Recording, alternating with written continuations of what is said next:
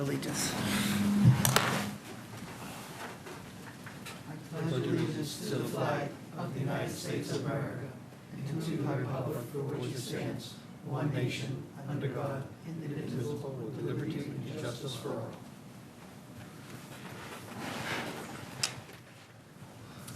Okay, first off, we'll start the approval of minutes for September 25th. They've been read, and I'm looking for a second. I move them. Oh, second. All those in favor say aye. Aye. Opposed, and that's unanimous. First one, 242-1228, Turnpike Street, Lot 4NA, requesting continue to 11/6. So moved. Second. All those in favor say aye. Aye. Aye. Opposed, and that's unanimous. 242-1647, 172 Summer Street. Commission recall issuing an order of conditions in 2016 that governed construction of a freestanding garage with driveway, patio, greenhouse, and associated utilities, stormwater management and grading within 100-foot buffer zone to bordering vegetated wetland, associated intermittent stream, and 100-foot buffer zone to ephemeral pool habitat. Applicant is here this evening, submitted a request for a certificate of compliance. I conducted a site inspection yesterday to compare as-built plan depiction to as-built conditions in the field. The site is stable. One deviation is a loose crushed stone walkway to the east side of the building. It's totally pervious. It's just loose and, in lawn, within the limit of work. We discovered that there's some discrepancy as to the location of the deer fence at the north side along here and where it lands relative to the 75-foot no-build ephemeral pool habitat. I believe that the erosion controls were installed correctly and on the limit of the 75-foot. That was approved by Jen Hughes. And I know she measures in the field off flags. The erosion control hasn't moved since the project started. It's embedded there. And the fence is immediately in front of the erosion control, the deer fence. So I You say in front of? front Grading and dock. landward, landward, upland of it. So I believe that the deer fence is on the 75-foot limit. It's not into it. So that's just a discrepancy that needs to be fixed on the plan.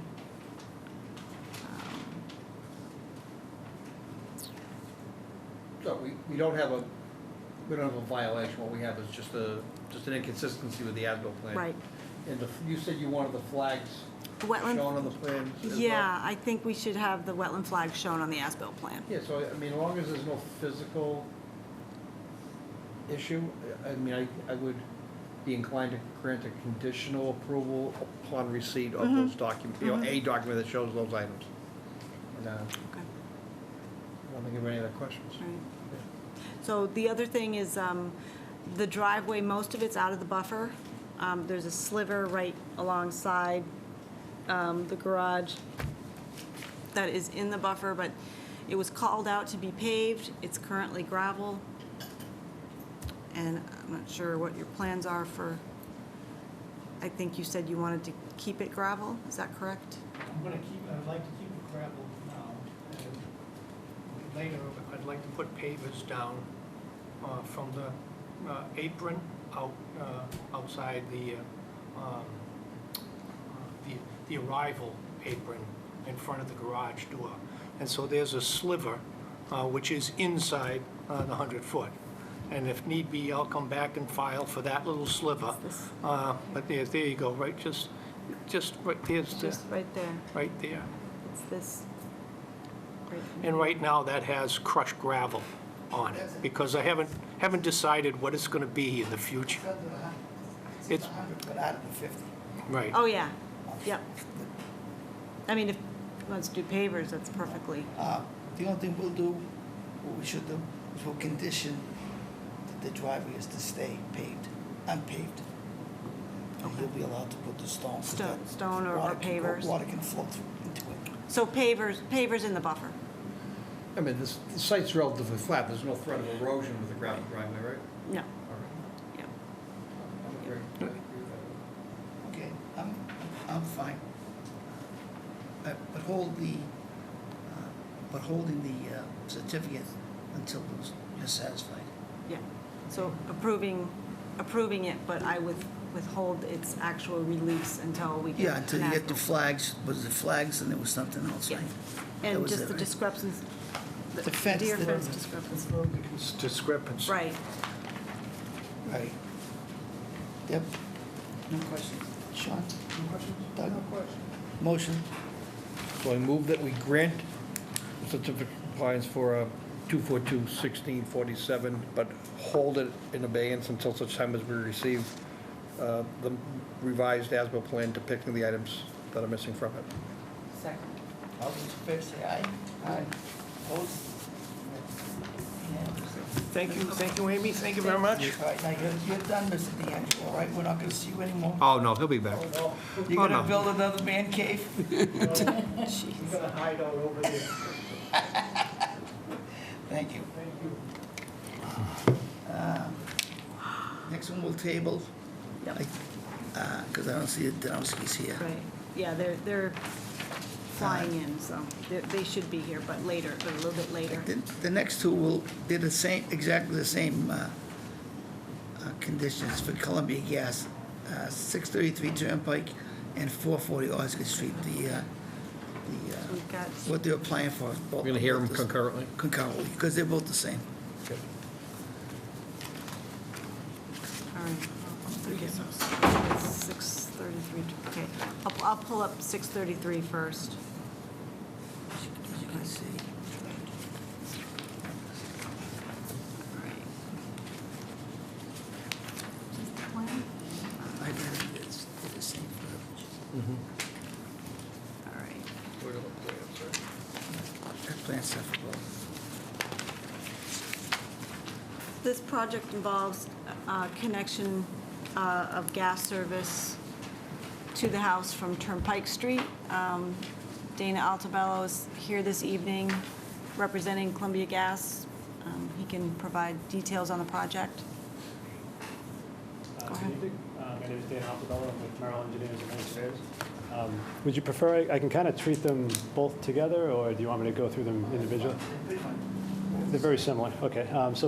I'm here representing Columbia Gas for both 633 Turnpike Street and also 440 Osgood Street. The RDAs for these two projects are both for gas service connections at each residential dwelling. All work will be within, or not all work, but portions of each project will work within each project will be within the 100-foot buffer to bordering vegetated wetlands. These wetlands were flagged by Brad Holmes of Environmental Consulting and Restoration in September of 2019. In total, on 633 Turnpike Street, there'll be 70 linear feet of gas service connection installed, and on 440 Osgood, there will be 75 feet of gas service installed. The gas main installation for both will be done using the open trench method. This involves the contractor only opening the length of trench that can be installed and backfilled in one day. No open trench or stockpiles will be left in the buffer zone overnight. No work will be done during rain events. There weren't no catch basins noted in the area, but typically if they find anything, they will place filter fabric beneath them just to ensure that there's no sedimentation of the drainage system itself. As I mentioned, there were no catch basins noted at either location. Since the work will be done on both projects during dry weather, within paved roadways or along their shoulders, with erosion controls installed at the limit of work and trenches backfilled at the end of each workday, there really should be no impacts to the wetland resource areas. If you had any questions on either, I'd be happy to answer them for you. Turnpike Street, I have no questions on. And But on Osgood Street, there are two separate resource areas. One on the side of the street where the home is that you're connecting to, but the closest one is actually across the street, but that's where the work is gonna be happening in the street. Are the Right. catch basins that area, you're proposing just straw wattles, but are there any basins that you need to concern yourself with protecting? I drove through tonight just to double check, and I didn't see any within the project area, or, you know, a couple hundred feet either direction. It is noted in the RDA, the contractor will have the erosion controls installed before. If there's something I missed because there were leaves on it or something like that, they'll certainly have to find them and make sure that they were installed prior to construction. But as I mentioned, I kind of went through there quickly, and I did not see any catch basins. Yeah, the street view photographs that are part of the application aren't expansive enough to cover that area that would answer the question, but Yeah. I think if we can condition it that if there's a catch basin within, down gradient and within the work zone, that they protect it. That's all I have. One question I have is on Turnpike Street, that's a state road. Do you have to get permission from the state to do this? They typically, they just hire us to do the environmental permitting. They typically handle the street opening permits. If it is a state road, they should have to, I'm not sure if there's a exemption for gas connections, but they'll have to take care of that, and they may have already gone through that. I know they do this with the DPW also for any street opening permit, so they may already have that in process. Well, if we had to let, you know, they don't have to, No, they have to. they have to. They are not. So we would like, if we could have a letter Sure. stating that, to the office, that you have permission from Mass DOT, that you do have a street opening permit in the state. And naturally, you wouldn't start before you got that. That's correct, yeah. I know the old section of Osgood Street used to be owned by the state. Did they give it over to the town? This is the old section up by Wyatts Hill, right? Yeah, that section used to be state, by Yeah, DPW, but it's, right? that's under, that's Is it ours. town now? It's the town's, yeah. Okay, I'm all set. I'll say. Sean, No questions? Doug, motion? So recommend a -3 for both, with pre and post site inspections for erosion control installation and removal, and then we'll add protection of catch basins down gradient of any work, and a written approval from the state for street opening. So moved. Second. All those in favor say aye. Opposed, that's unanimous. Thank you. All right, thank you very much. All right, we'll go back to the small project. I saw Mr. and Mrs. Dowski walk in. Oh. NACC 241-490 Winter Street. Great, Hey, just made it. enjoy your vacation? We did, yes, thank you. Good, where'd you go? DC, Oh, awesome. yeah. No files and- A little rainy weather, but not too bad.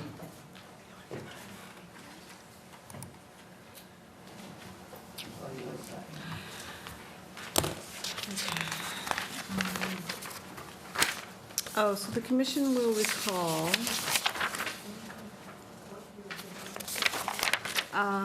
this project involves demolition and filling in of an in-ground pool and removal of the patio, loaming and seeding and landscape plantings. Work is approximately 93 feet from the edge of bordering vegetated wetland and separated by existing stockade fence at its closest point. Commission at its last meeting discussed whether or not to allow the concrete to be broken up and buried or taken off-site. And so that conversation started, and then the commission felt it best for the applicant to be here for that. I didn't, I didn't think it was fair that we impose a condition, you know, but they may not be prepared to hear unless they heard it from the table while the hearing was open, so. Quite frankly, it's even to your own advantage for us to not let you put the concrete in the pool. Any concrete that gets buried in the ground, even if it's in the confines of the pool, over time, all the sand filters out, it's always settling in, you're gonna have rodents and stuff. take the concrete out, so we're not gonna let that go in. On new construction, we don't allow, anything but clean fill to come in as well, so, any crushed up concrete that goes into the pool, we're not gonna allow to happen. And I know that's what you had stated earlier, and I just didn't wanna surprise you with that, Okay. okay? And the brush. And the brush. Yeah, the brush was definitely not allowed. Yeah, because it would just rot and sink. Okay. So- I mean, the brush really isn't really very much, it's mostly weeds and clippings from plants and everything like that, but I'm okay with that. It all just, over time, it all consolidates. Your backyard, you'll be disappointed if we let you do that. That's We're not gonna cool. let you do it. I'd rather not have to burn it, but if that's what your wishes are, then I'm okay with that. Pretty much, that's what they had questions for, the people who weren't here the last meeting. Their questions were the filling of the concrete and the filling of the leaves and sticks and twigs. And it would just cause depression, and you'd have to come up with more topsoil at some point. And so that's what they were questioning. I can live with that. Okay, Amy, this is for the construction of the access road and stockpiling. Right. Is amenable. Front, it's gonna be down the driveway at the front of the house, which is pretty much out of the buffer zone. And then stuff will be taken off. I mean, there's a concrete pool patio that needs to get demolished Yeah, what and they're gonna do is taken they're gonna off. smash that all up inside the pool as well. Normally, what they do is they take out all the rebar that reinforces that concrete. That has to come out of the ground. Some towns want the concrete to come out, some don't care. But everything is constructed or deconstructed within the pool, and then it's just scooped out of the pool, loaded onto a truck. There's not gonna be like a stockpile anywhere other than inside the pool. So, I don't want to confuse you. If the pool, it's a concrete pool now? Yes. All right. Yep. So the pool has a floor drain, and that Yes. floor drain is open, so it doesn't trap water. Correct. And you don't break it up and collapse it into itself all mishmashed. If you keep it intact and break it down below grade and leave it as a shell, and then just use normal fill to put it in, that's fine too, so long as another department doesn't mind the concrete. I'm just saying you just can't take the broken concrete and put it in there. No, that's how they probably will smash up the pool, is within the pool itself. Okay. It's not like they're gonna bring it out, put it in another location in the yard at all. Everything happens within the pool, scooped out of the pool, loaded onto a truck. Okay, so that's the cleanest way to do it, Yeah, that yeah, way, yeah. okay. John? No, he's accommodating the thoughts of a number of the commissioners at the last meeting, so that's great. I'm all set. Okay, so we have a motion. So forget where we were, this was, we were getting. Small considering a project. small Small project. project, so it is a small project, we have the, L. clear. Category L. Another other? So first, yes, I move that we determine that it is a small project type L. Second. All those in favor say aye. Aye. Opposed, and that's unanimous. And that, with that approval, that we allow the project to move forward, with a small project permit that requires the material only to be taken off the site and clean fill, used for backfill, a pre-site inspection with the applicant and the contractor, and staff to review the erosion controls and post-construction inspection to verify the waste and debris, and that has been removed and the area stabilized. Second. All those in favor say aye. Aye. Opposed, and that's unanimous. Well said, Jack. Thank you. Thank you. Thanks for waiting also. No worries. Welcome back. Next one is, we already did those two. 268 Raleigh Tavern Lane.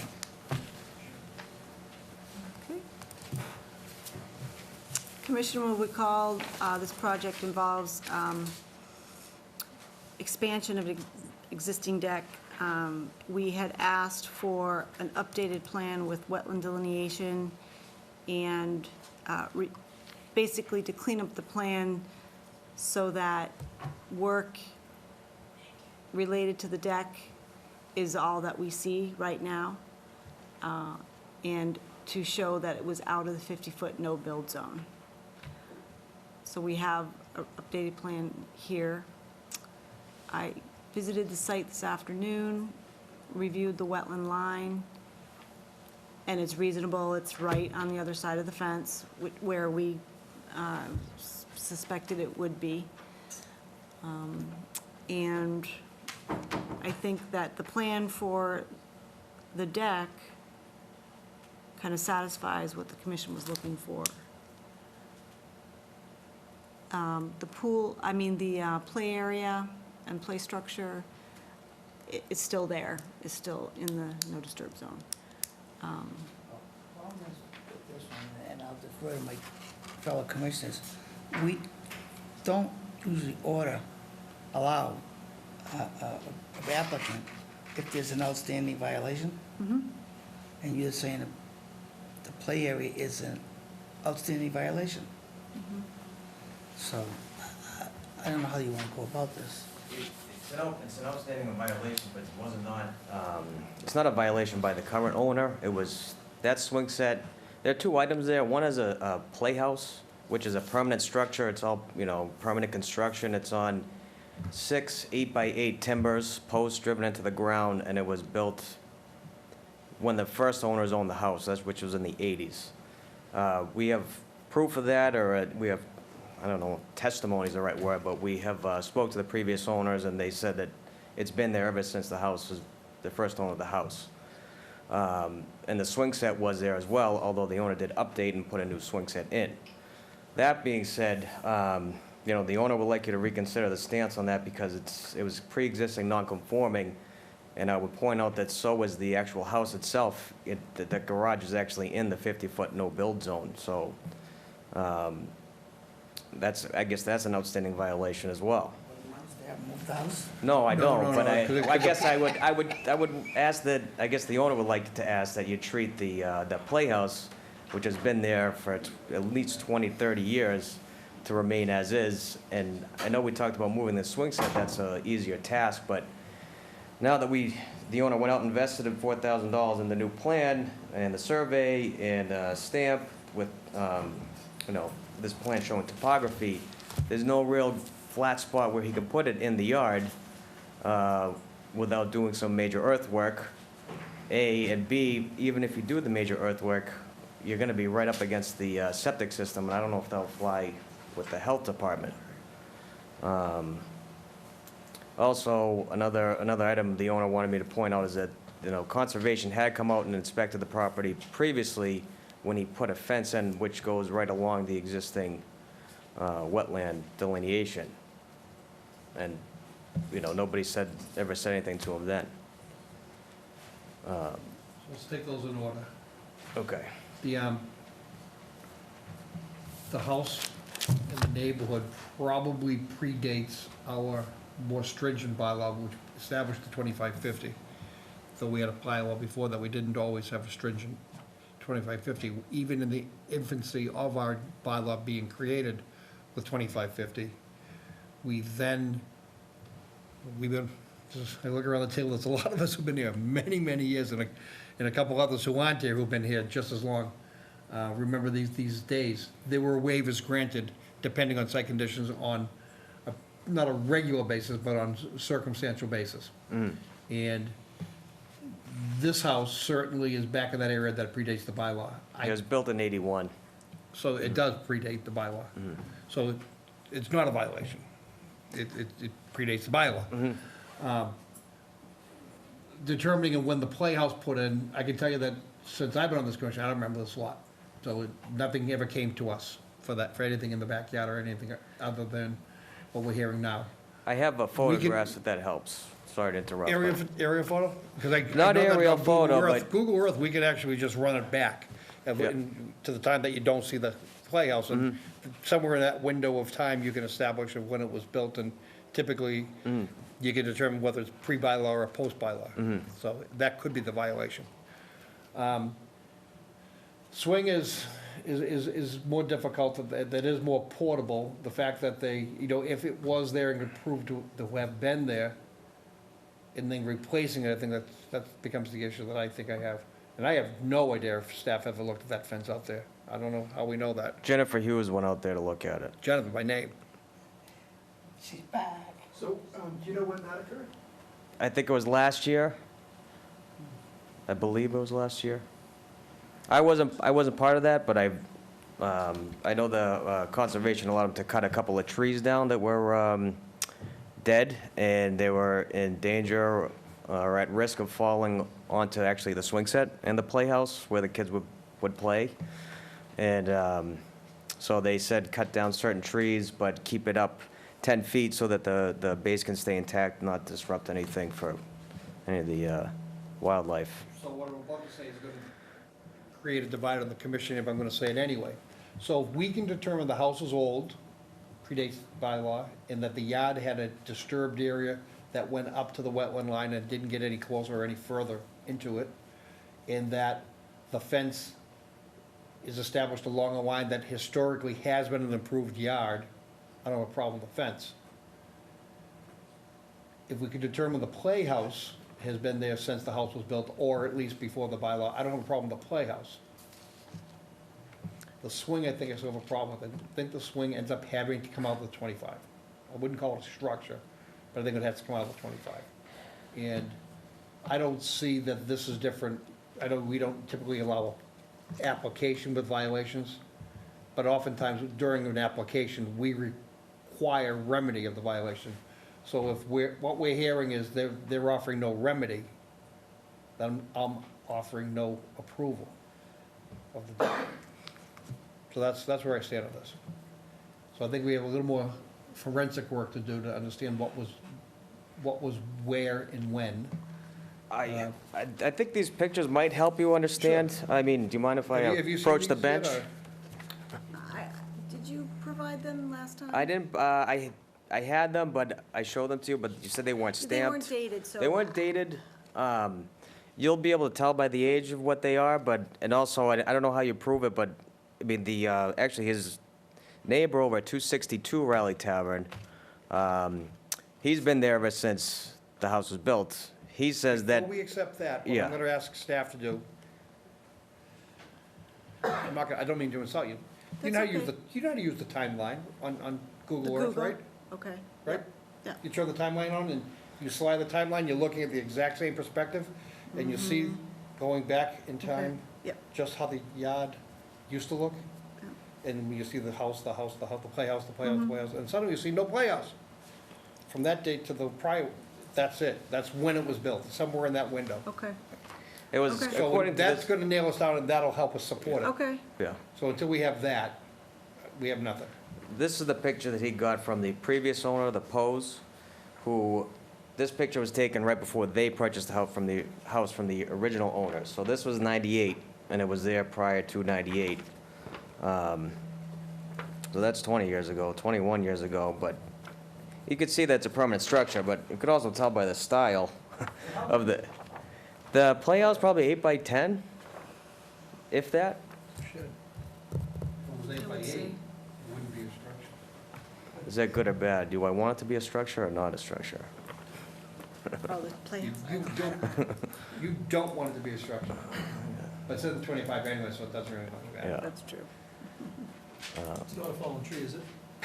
I don't know, was it Yeah. added that? I looked at twice and saw it, I saw somebody else mention Jen's name twice already, she's been gone for 3 months now. She's gone but not forgotten. That's not a curse. She's was very, very good and Very good. still she's very respect her legacy. Like I said, you know how I feel on this. I'm agreeing with you, I'll agree with Joe, but when there's an outstanding violation, I don't think anything should be approved. I agree with Joe. I agree if there's an outstanding violation, nothing should be approved. The question is there an outstanding violation? And I think that's what you want to try to get to with the dating of it. Concerning the fence, though, I'd like a little more background on that. So, where's the information coming from that Jen was out there and approved the location of the fence and all of that? And do we have any paperwork in a file I'll that look that reflects? up, so I gotta do some forensics Okay. on both. Well, it seems to me that if the playhouse predated our local bylaw, We don't know that yet. well, If, if it does, is the word is if. And if the swing set was there at that time when the playhouse was built and it predated our bylaws, then I would just as soon leave the swing set and the playhouse right where it is. And it's not a violation. Now, as far as the fence is concerned, if there's some proof that this commission allowed that fence to be there and they went out to the site and approved it, then it stays there. And, I'm not gonna get upset about it.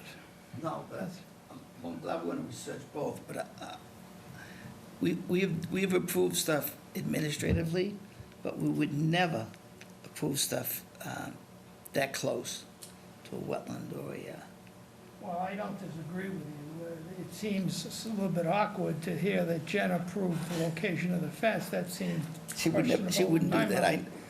mind. We worked hand in hand for a lot of But, years. I'm not gonna speculate, but, if called and gone out there, she'd say, well, the disturbed yard that's historically been maintained, you can continue to do that. But she would, I think she would stop short, way short of saying, go ahead and put a fence along that line, since Unless it's there was disturbed a anyway. fence there. I don't think there was a fence there. I'm not 100% sure that, there isn't in this picture from 98.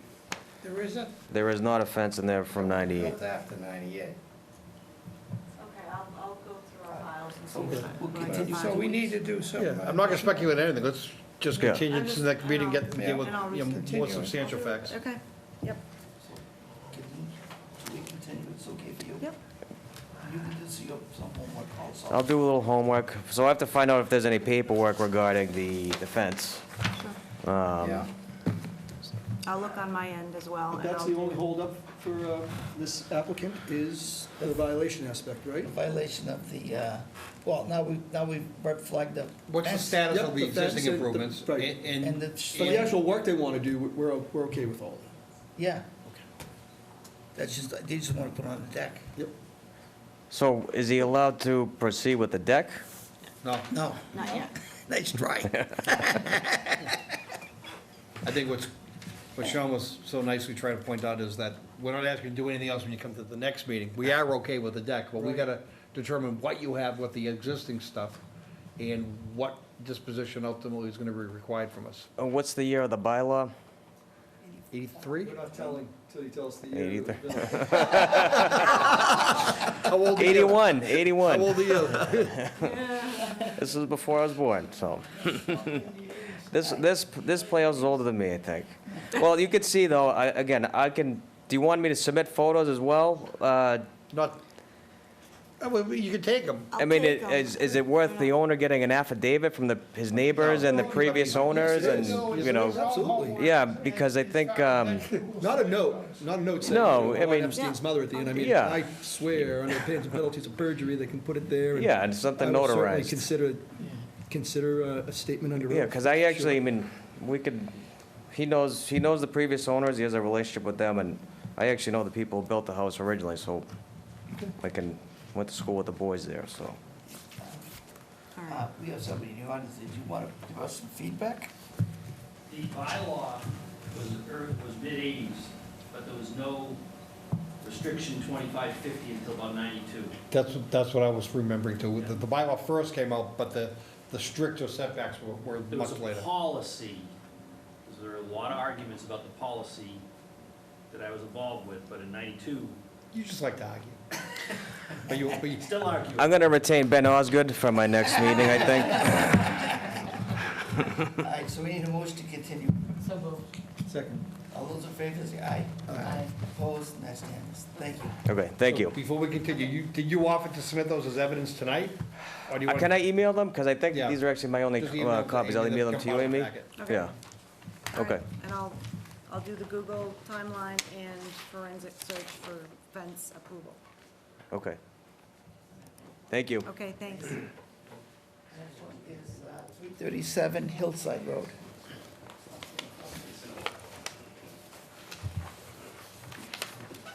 Do you have a swing set? No, No swing No, set? no swing set.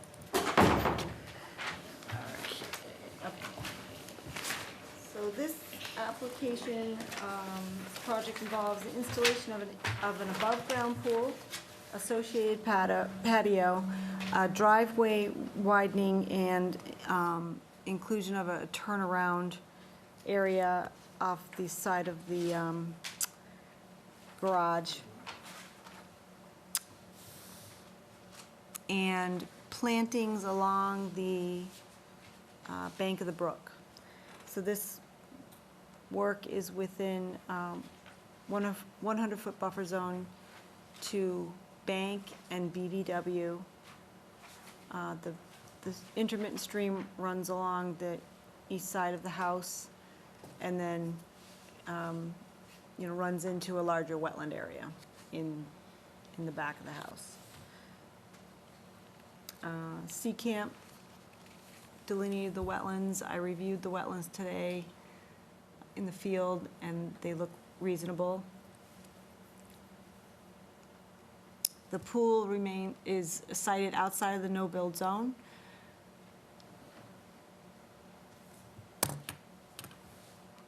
There is an existing deck, and part of the house is in the 50-foot no-build. This was the bill when I was in high school. In high school, okay. That predates the bylaw. Okay, all right. The proposed patio is outside of the no-build zone as well. There is a small portion of the proposed driveway widening on the intermittent stream side that is in the 50-foot by 1 foot, and they're proposing an infiltration trench along the edge of that new paved area, as well as the turnaround by the garage.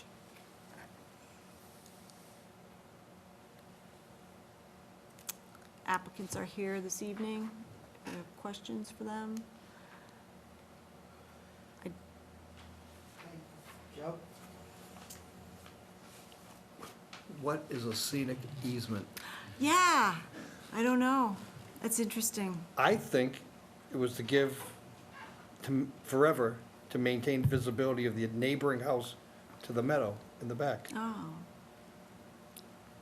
'Cause Okay. it seems to be on that site, and for no other reason would it be there, right? Right. But all of what they're proposing is outside of that scenic easement, Yeah. so I don't think that's an issue. Yep.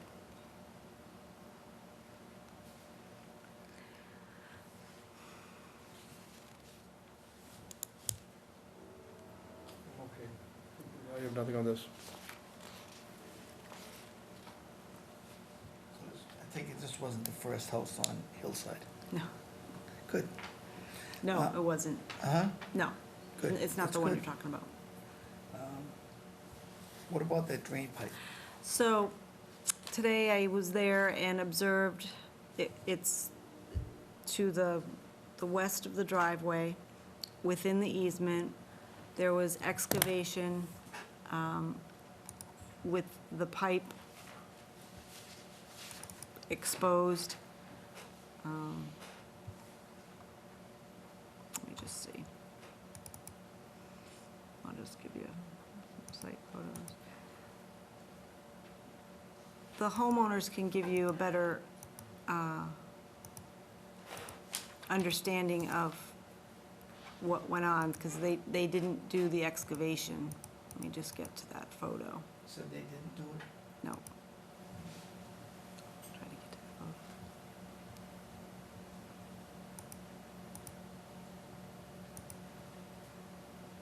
photo. Oh. So that is taken from the applicant's driveway facing the neighbor to the west. So if I'm looking, we're looking towards the driveway or back to the, We're looking towards the neighbor's house. So we've got the back to the applicant's, driveway, looking to the neighbor's house? Exactly. Okay. yes. So this water was going toward the neighbor's house? Well, it's draining from the neighbor's house under the applicant's driveway, and then it exits into the intermittent So stream. this water originates from the neighbor? Yeah, I mean, I don't know, Genevieve, if you could, So, they had done their driveway and pitched all the water into a drain that was used, I think, when the houses were built. And that pipe goes underneath my driveway and continues through the to the intermittent stream.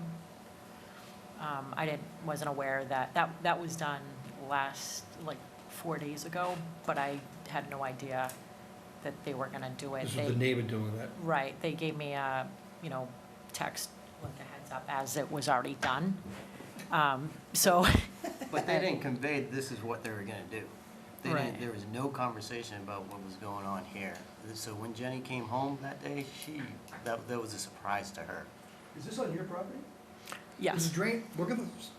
That's on your There's a drain easement shown, right in this area.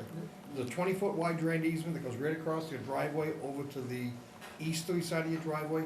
And it picks up another drainage easement that runs the full length all the way out to the back towards Merrimack College. so I think that drain, That's an old established drain easement. There Yep. was an old pipe there. and I think, Doesn't mean they didn't require a permit to go in and do something to it. right, But yeah, the easement, the right to be there is established in the plan. yeah. Who has the right? I don't have the deed, but I would say it's from one property owner to the other. I mean, at least they should have been notified. I don't know. I mean, yeah, courtesy, and neighbors do neighborly things sometimes, but there it is. It's right in that corner of the house. There's a 20-foot wide drain easement right across and under the driveway. They should have told you, should have told us. But it's there, it's allowed to be there, and then it all flows down the back, up to the back of Merrimack. That's what stops there? Pipe stop?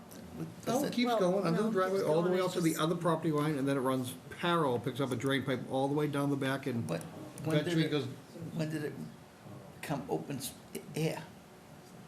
4 days ago. 4 days ago, 4 days ago. In other words, they took the pipe, I know, but they took the pipe out. Why did they continue the pipe? I think that's that's actually a new pipe, I think, That- or, that's I don't old. know. Yeah, it looks like It it is That was old. cracked. And maintained. This is the maintenance. Probably replacing it. they should have told you. They should have told us that they were doing it on your property. We should have, but I don't think the discussion of the swimming pool, the driveway, this affects them. Okay. This affects a separate situation. Okay, I just, What's the distance between that and the wetland? Is it it's just out of the buffer, within 100? but it, Oh, it's just outside the 100 yeah, versus the... let's go back to the plan. So Brenda, it's is off. This is it's- unfortunate it's- timing. Well, actually, no, but it is in the buffer. The neighbor has done something on Very their out- property they may have a outside. right to do, but their application shouldn't be held in peril because of Right. what the neighbor has done. Right, No. right. No, but I'm drawing, I shouldn't be, because this is what happened 2 meetings before. All this stuff would come up on an application, Yeah. it's like, That, Where's it coming and from? bringing this to your attention wasn't my intention to hold them up. I just wanted to bring it to the fore because I stumbled upon it. So all right, I just let's- wanted to, we'll get back to the, let's yeah, get back to so the we can, pool, I agree yep, with you. that's fine. Transparency.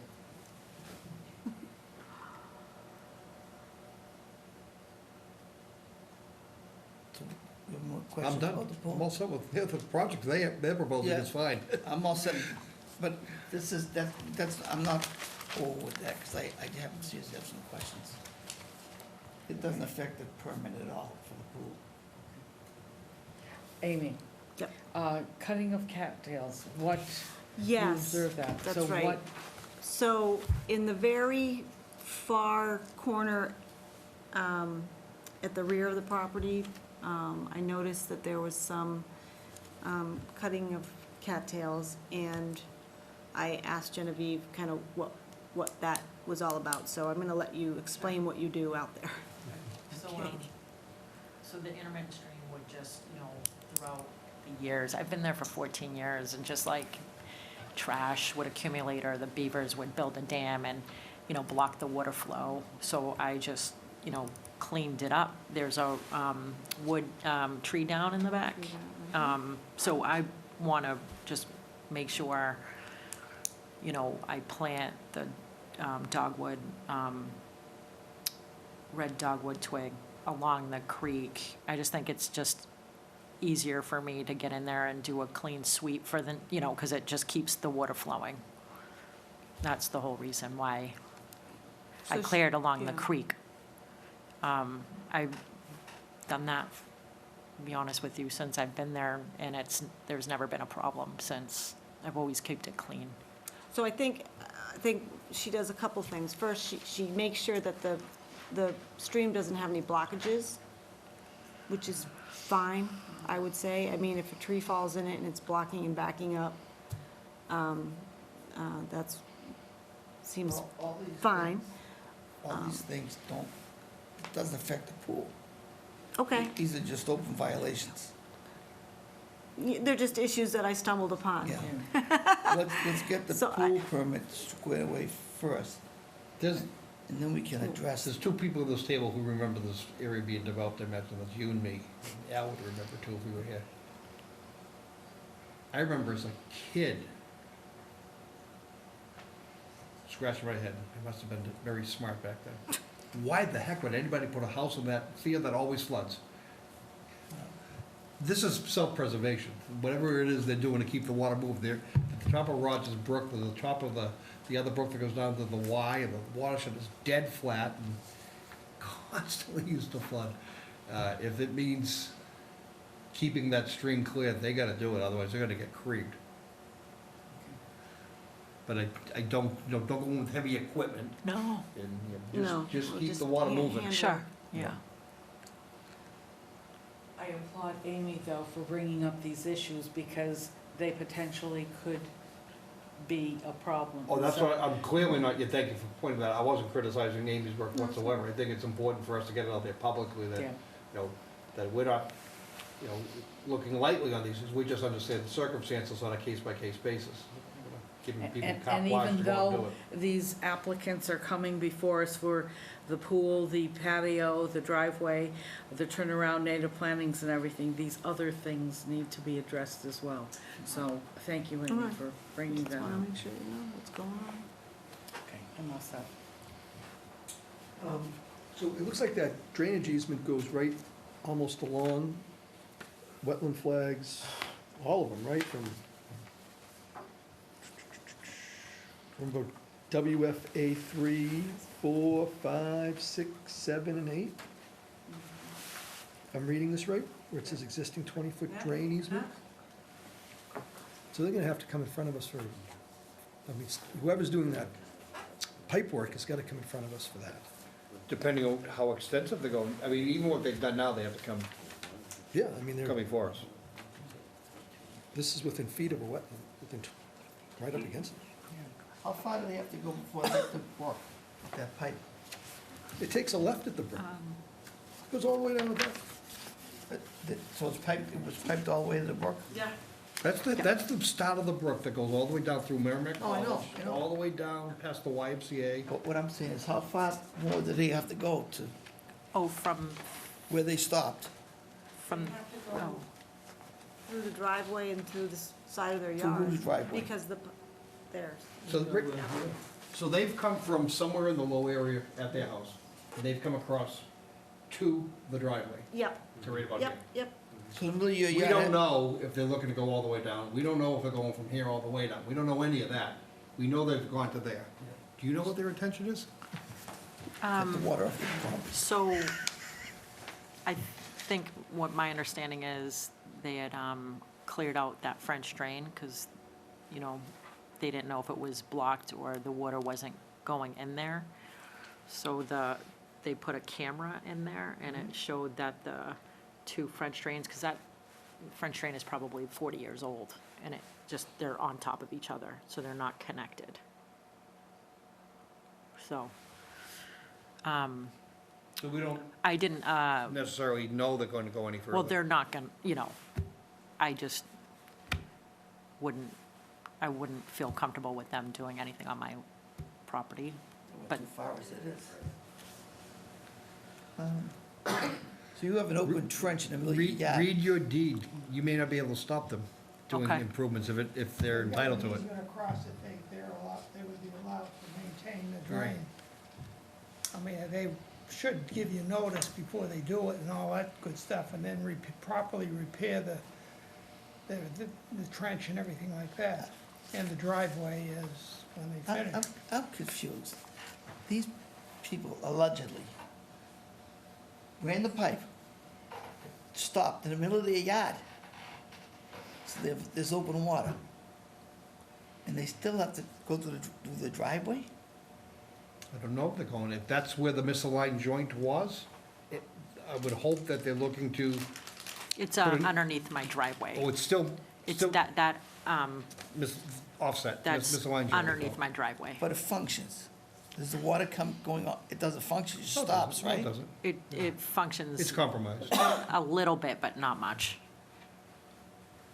I don't, So you're gonna talk to your neighbor about what you're gonna expect in your driveway, and you're gonna talk to the neighbor and say, you can't go any further till you come to us. And none of that conversation's gonna do with the pool at the driveway. Right. and I appreciate him bringing this stuff forward. But like you said, it has nothing to do with the application. Right. But that's a. Very keen eye that you saw that. It's hard Just to, kidding, how could you? How could you miss it? You have this thing, huh? Could you imagine if you lived there and came home Talk from about work and saw shock. it? I think you're handling it well, because if that was me, I'd be going, I'd be on TV. You are. I know. But I mean, that's ridiculous. yeah, I know, okay. trust me, I know. So where are we? We still So- going on the table of comments, or, I think we stopped at Deb, right? We have Doug. I know, I mean, with the 20 feet going down there and where it's going. So that's my only inquiry too, is the easement in the pipe. Doug, Yeah, I mean, the work they want to do is fine, and it's just, you're gonna go after this other party and have them file a notice of intent for the work they're doing. you let somebody do that, really, And don't easements usually have certain language in there about, requirements of giving prior notice and details? Not easements that I've done. You could imply that, the right to maintain in perpetuity means you can just go and do it, but you think that you're not gonna do it, like, a couple of beers on a Sunday and say, hey, I gotta talk to you about something. Not the contractor, sure. Now, come in and get an order of conditions with a continuing condition that allows you to maintain it in perpetuity. I think that's the way it worked You can't before you legislate guys were courtesy. established. No, but I mean, somebody can walk your yard, you can arrest them for trespassing. He's not trespassing, he has a right if he's in the easement, he's not trespassing. No, we've wasted too much time on that. Okay, All right, so any more questions on the pool? and we're okay And the with the deck? driveway proposal? I mean, they're doing an infiltration trench on the stream side of, And they just tied to the pipe. yeah, Well, right? infiltration trench is not a structure. Yeah, I'm fine with what's proposed. All right, motion? Because it's out of the no-build, patio's good. What the heck are we calling this? So -3? -3, I would recommend, regular pre and post inspections for erosion control. Also require that any pool drawdown be done 2 weeks after any chlorination, or require that the pool has a cartridge system. That's probably. Do you the know, best. have you even looked at your pool system, filtering system yet? I was gonna get the salt water, So that's a cartridge. That would be a cartridge. is that okay or recommended? So cartridges, you don't have to do a backwash with diatomaceous earth, which is really what we worry about, Okay, while the pool's open during the summer. So cartridge system, No backwash. it can be salt water or whatever. I- And then when winter closure drawdown, just make sure that the drawdown is not being directed directly into the wetland. You just kind of do it on the lawn so it infiltrates over the lawn. okay. And the plants, And the plant's survivorship, actually, yes.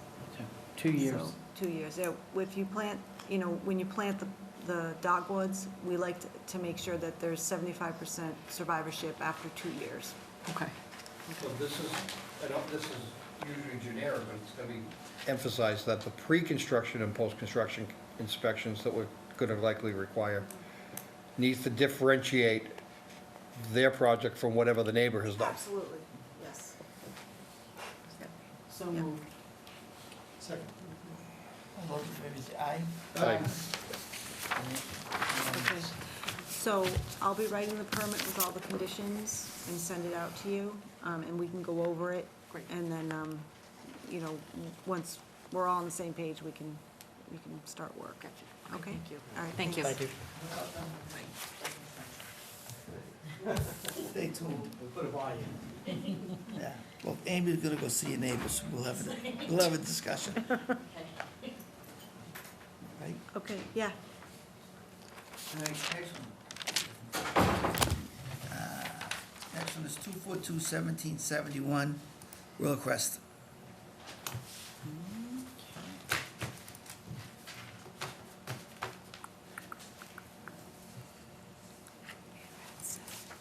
Oh, thanks, actually, yeah, so I actually don't have an electronic version of the, I'm gonna just show the previous plan.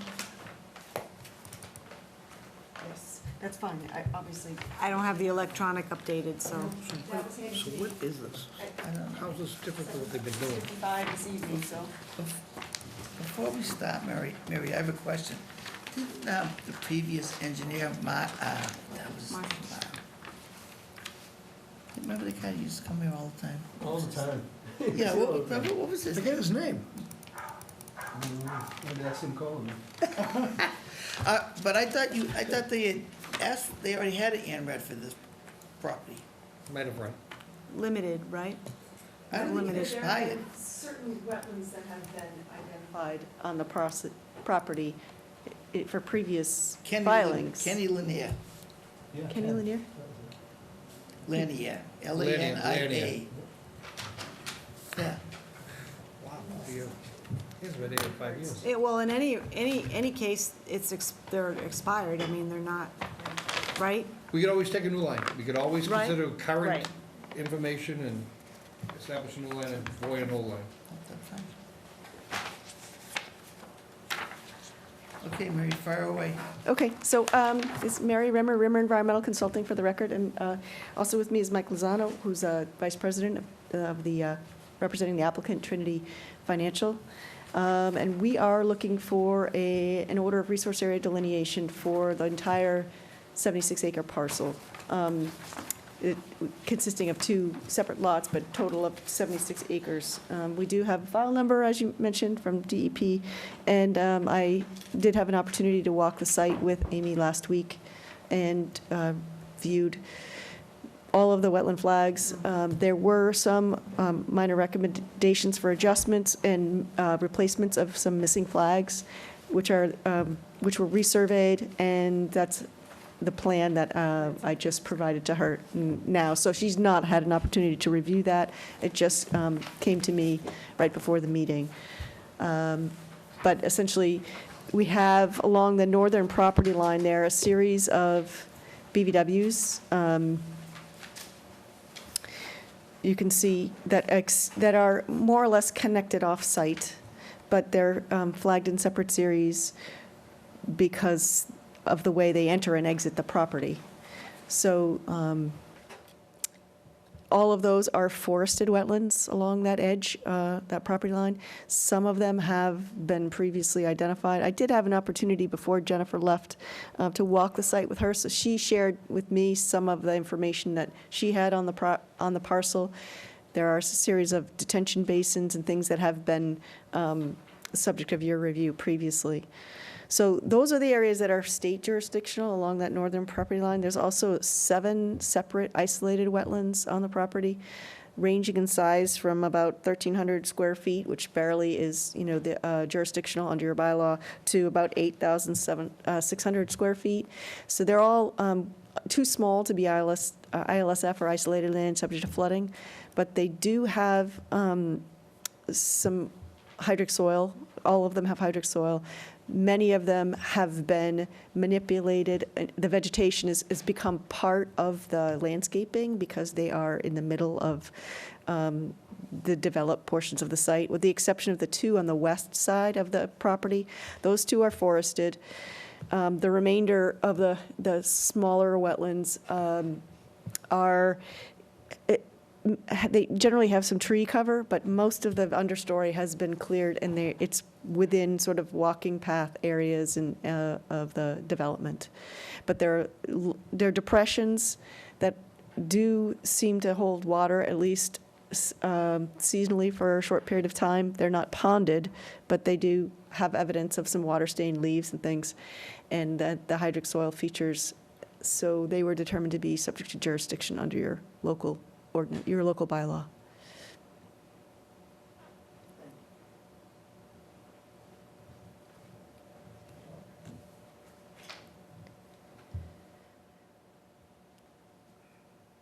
So what drove you to these isolated areas as opposed to any other landscaped area out there? Some of that had been mapped previously for me as areas to look at that had low areas.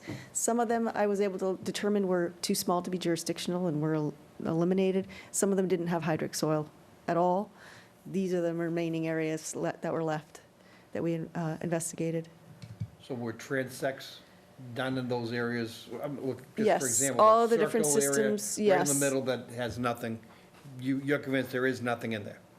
Oh, yeah, there's pretty clear in those areas that, yes, there Okay. isn't anything in those, the areas that aren't mapped. And all of the wetlands have sample transects were done on the upland and wetland side to document the delineation. So the last time we looked at the site in any great detail, and it was over a long period of time, multiple times, we got a generalized overview of what we thought the target areas were, much like we're hearing now. But their real mission was mildew and mold control and bottom floor units, subterranean units on most of the buildings where this whole area is perched water table, and it's just tough to get the water out. So as they were looking at the worst of buildings, worst of units, we looked in more detail on a site-specific basis, those areas right around them. So that, you know, there's almost like a two-tier review that was done. And those projects came in individually, from what I remember. Or was it one big project phased? Oh, they phased it. Phased. Because the stormwater plan of that site was so archaic, there was block pipes, collapsed catch basins. Didn't know where they started and they ended. Is that- They didn't know where the pipes ended. They didn't know. Where the water was coming That's from. what we didn't know. Around the buildings, that's where we were mostly concentrating. on. Right. So there have been several newish type stormwater basins that have been constructed on the property, and those are pretty evident that, you know, they have sumps and emergency spillways and things like that, that are evident that they're relatively newer design. Because the last time that he was here, I forget the name of that street. It's a subdivision off of Chestnut Street. I don't, is it Bridle Path? No, No. What's the name of that street? And- no. No. It backs into, It's a small, it's like a U. It's off of. Ben, you still here? That's why I'm here. Oh, you're, I don't know if I get to ask questions, but. yeah, you will. Because they're gonna build a detention pond back there, and they're gonna cut trees down, or clean trees, or to stop the water, to keep the water flowing, and not flood these people. I can't remember that. Was it Montero Way, you said? no? No, that's mostly on Quail Run. Quail Run, that's what it Quail was. Run. Last year, or the year before, they did right down by Quail Run, and I've got a lot of problems. Okay. That was the last time that they came before us. But you're trying to show us the wetlands delineation. Because the whole property is wet, so I'll just wait. Stay tuned. It's very, very low, yeah. I know. I felt the dirt in there. I'm gonna really date myself. That I was remember it too. that was a nasty place. Deb, John, No questions? Deb, No question. So we're saying no questions on the initial part of the On the end, presentation? Yeah. right. Do we, can you show any cards here? What are you looking to get out of this? Are you looking at drainage control as is? Are you looking at more comprehensive? I think more Construction? comprehensive master planning.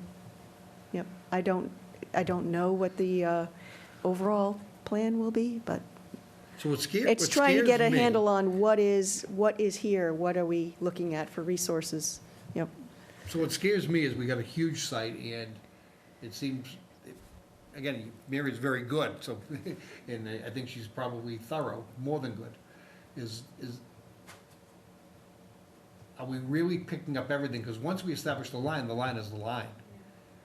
And, you know, on a 70-plus acre tract, it scares me all the time. And knowing that whatever happens here, you know, we hear Quail Run, we hear Rock Road, we hear Becky's Pond, we hear, Becky's Pond from this high watershed was flowing down, I followed it all the way to Market Basket, down Yeah. 114 on Thursday morning. So this watershed is flashy, extremely flashy, and in recognizing that, we've had abutters come in, we have one tonight, we've had abutters come in from this whole area over time and expect us to not worsen the problem they always have. Well, we had a meeting with Ken. He was supposed to meet with Bruce Thibodeau at the time, because they were gonna improve the pipe on, Not Rock Peter Road. Street. There's the Yeah, pond. coming out of Becky's Pond. Out of it, but they were, because they were concerned that once they fixed the stormwater here, that it was gonna inundate the facilities downstream, which it would've. So they were working together, or they were supposed to be, I don't know, because everything, it just all of a sudden went silent. If I could just make a note to your point that there, it is a big site, but there's a tremendous amount of impervious area in roadway, parking areas, and structures. So, and it's all very visible as you drive through, so you can do a drive-by and see most everything that, especially these isolated wetlands. Have you completed the review with Ben, or you just started it? No, we've completed this one. Okay. And granted, you know, we didn't sweep all the areas that weren't chosen for being, you know, as wetland.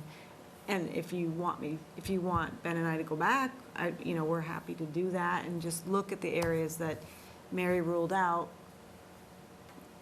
We were exhausted. It was 4 hours of just looking at what was flagged, so we were kind of tired after a while, but, They were out there for 4 hours looking at what was flagged. They didn't do a drive around to see what hadn't been flagged. They hadn't- You know what you were talking about? or even just At the very walking least, it. before we take action on RDA, or ANRAD, we need to do that. Okay. We owe it to everybody.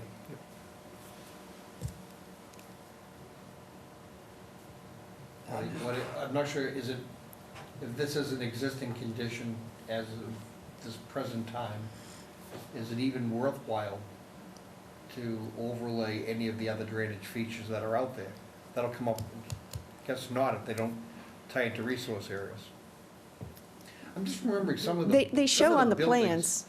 plans. Those features, to the extent that they're known, are shown on the full-size plans, not these, but the sheets there are 4 sheets that encompass the topo sheets of the existing conditions.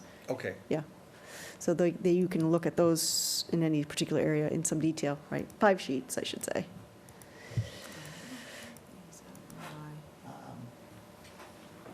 So you don't think we should have a third party with this stuff?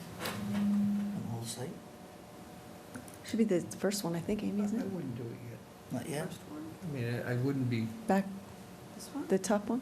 if Is that it? staff thinks they can get it done and they. Yeah, and keep it's not that clicking through that. There's complicated, 6 fine. pages there. If it's something that warrants. No?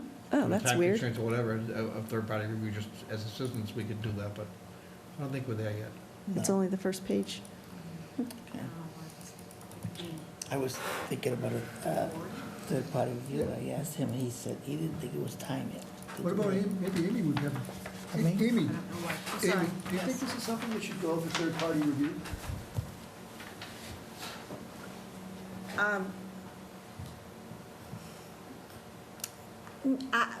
I wouldn't say that until we got back on site and looked at the areas that were ruled out. Then I That's where I'll feel, come from. but I mean, I feel comfortable. I mean, we poked a bunch of holes where we had any questions. They moved flags where we requested. So, I mean, I would, getting a second gander wouldn't Yeah, hurt, I don't, for sure. I'm not calling anything into question on the areas that flagged and agreed to. I mean, that's Yeah. pretty straight science that you guys can be in agreement on. My underlying concern is, what are we missing? Yeah, Because once we establish the line, it's the line. And it sets the tone for everything else in the future. I know you mentioned that you found, how many, 8 isolated vegetated wetlands out there? 7, 7? And the smallest was, 1,300 square feet roughly? did you find some others that were just barely below our bylaw? Yeah, Uh-huh. yeah, there were 500, 600 square feet or something that were just, Yeah. not And have you below looked the at any of threshold. those?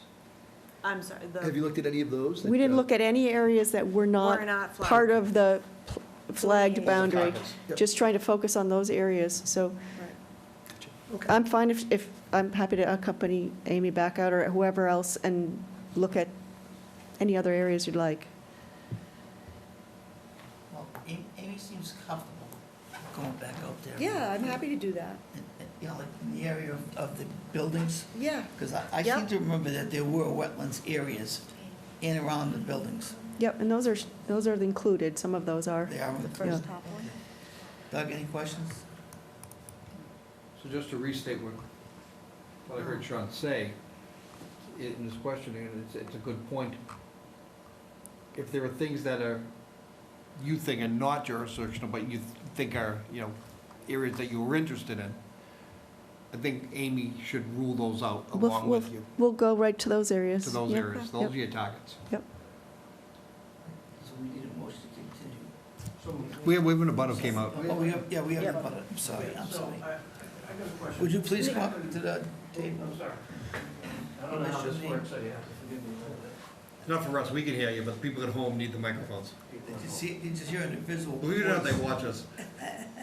Name and address. Anyways, Name Name and and address. name and address if you Oh. can. I'm sorry. Paul Powers, Montero, 53 Montero Way, North Hanover, obviously. And we lived this dream about 2 years ago, or a year ago, when we weren't notified that there was going to be a construction going on of, I don't know, what do you call it, easements or whatever. There was wetlands. So we had a buffer in our backyard that we abutted to Royal Crest, and they ripped down all the trees, and the impact to our neighborhood was tremendous. They opened up the area from my driveway, from Montero to foot traffic. So I had a number of trespassers coming upon my property, cutting through my backyard. I asked the Board of Selectmen, hey, can they be a good neighbor and build like a fence or something? No. I have to put up no trespassing signs around my property. I've had the police down, chasing people away. I mean, the impact that this causes to the abutters along here, I just, I'm speaking for myself, but also on behalf of the people along Quail Run. The impact is crazy. For instance, the construction, it goes on to 8:30 at night. They have bulldozers going and trees going down, and right now, supposedly, this was supposed to create some kind of drainage system abutting my property. I have more water in my yard than I ever had before. That's insane. So all I'm asking for is, a voice in how they, I'm not arguing that there's wetlands back there, because you can tell that there is. But the way they went about it, without notifying anybody, sending an innocuous letter saying, oh, we're gonna do this little thing here and there, it goes against my craw. I've been here since 1982. I've never seen anything like this. They should have more compassion for the abutters along these construction areas. Now, I don't know if I'm talking to the right group. Maybe I should be talking to the planning board. I don't know, but this is a start. So I just want to have my voice heard. I've had it with people cutting through my yard. I don't like it. And it's a private area. But now they've opened it up. You've got about, from here to, let's say, of like little trees, whereas before it was like a forest, but now it's just, it's crazy. And all the noise and all the stuff going along there, that's gonna affect Quail Run as well. I mean, I've got nothing. So, I mean, the least they can do is just build a barrier between my land and their land when they do this, and I'm sure that's not asking for much. I mean, what is that, $30,000, $40,000? So as far as whether or not you're in front of the right committee for these, Right, I don't know. you know, we're really concerned about wetlands and drainage of water, privacy, and, you know, if they cut down trees and they're within our buffer zone, we'd certainly have a lot to say about it, but I have a feeling we're gonna find out that they aren't. So, but you do have the, somebody from, representing the company right there who's hearing your issues right Right. now, and it's probably the person you want to address that to. Yeah, I mean, it's not annoying, it's pretty devastating, to be honest with you. I mean, to call the police, Happy to talk afterwards. what's that? I'm happy to talk afterwards, absolutely. Good. You know, So what do you say? I'm happy to talk afterwards. Oh, okay, I got you. Get all your Right. information. I know, I can't remember, it was a while ago. When they did that work out back there was some fencing involved, but I can't remember what it was. There were so I many thought it was different just. It was I a know. chicken fence over it, a No, stupid that- little thing like that? That's not how it was No? supposed, like a chain link fence. Oh, It I was haven't supposed to be seen put one. up to. Well, it was in one area, it Yeah, was not along one the area, whole I think it line. was over by Quail Run, but that was just to keep all the rubbish and from blowing all over the place. Yeah, You know, we'd have to look it up, but, yeah, I'm over they're the not, other they're, side, they're yeah. a long way to go. So what, We just gonna I'm establish. gonna jump up to Louis, where you were earlier today about a violation, or, you know, where you're still with a prior filing. All of that activity, under all of those prior permits, have all those been closed out? There's one outstanding for, that needs a certificate of compliance, right, Because it, right. one, I think you're remembering, it did involve tree clearing, it did involve fencing up along the back. They didn't want to take more trees down, so they actually came in and asked to meander the fence in a different way, which I think we approved, Yeah, to prevent more and I trees. think it was by. So I'm not sure I that- think it was by Quail Run. I'm not sure that's ever been closed out, Okay, and that might be this gentleman's exact gripe. Fence you were talking about. No, I want a fence, there's nothing there. No, I think there was supposed to be Put it. one. So if that's still open, we want to know that. Oh, I went through all the minutes of, I think the Board of Selectmen, or the Planning Board, Would have and, been here. You've been here. all right, and there was a discussion about putting up a fence, and it just dropped. No, we conditioned a fence. I don't remember where or how long it was, but I know there was an area back there. The generality, generalizing what it was they were proposing is they were collecting water to an area, they were creating a stormwater area, and in order to fit it, they had to get closer than we normally would have allowed. To allow that to happen, we were very discreet on what trees they could take down and not take down. Yeah.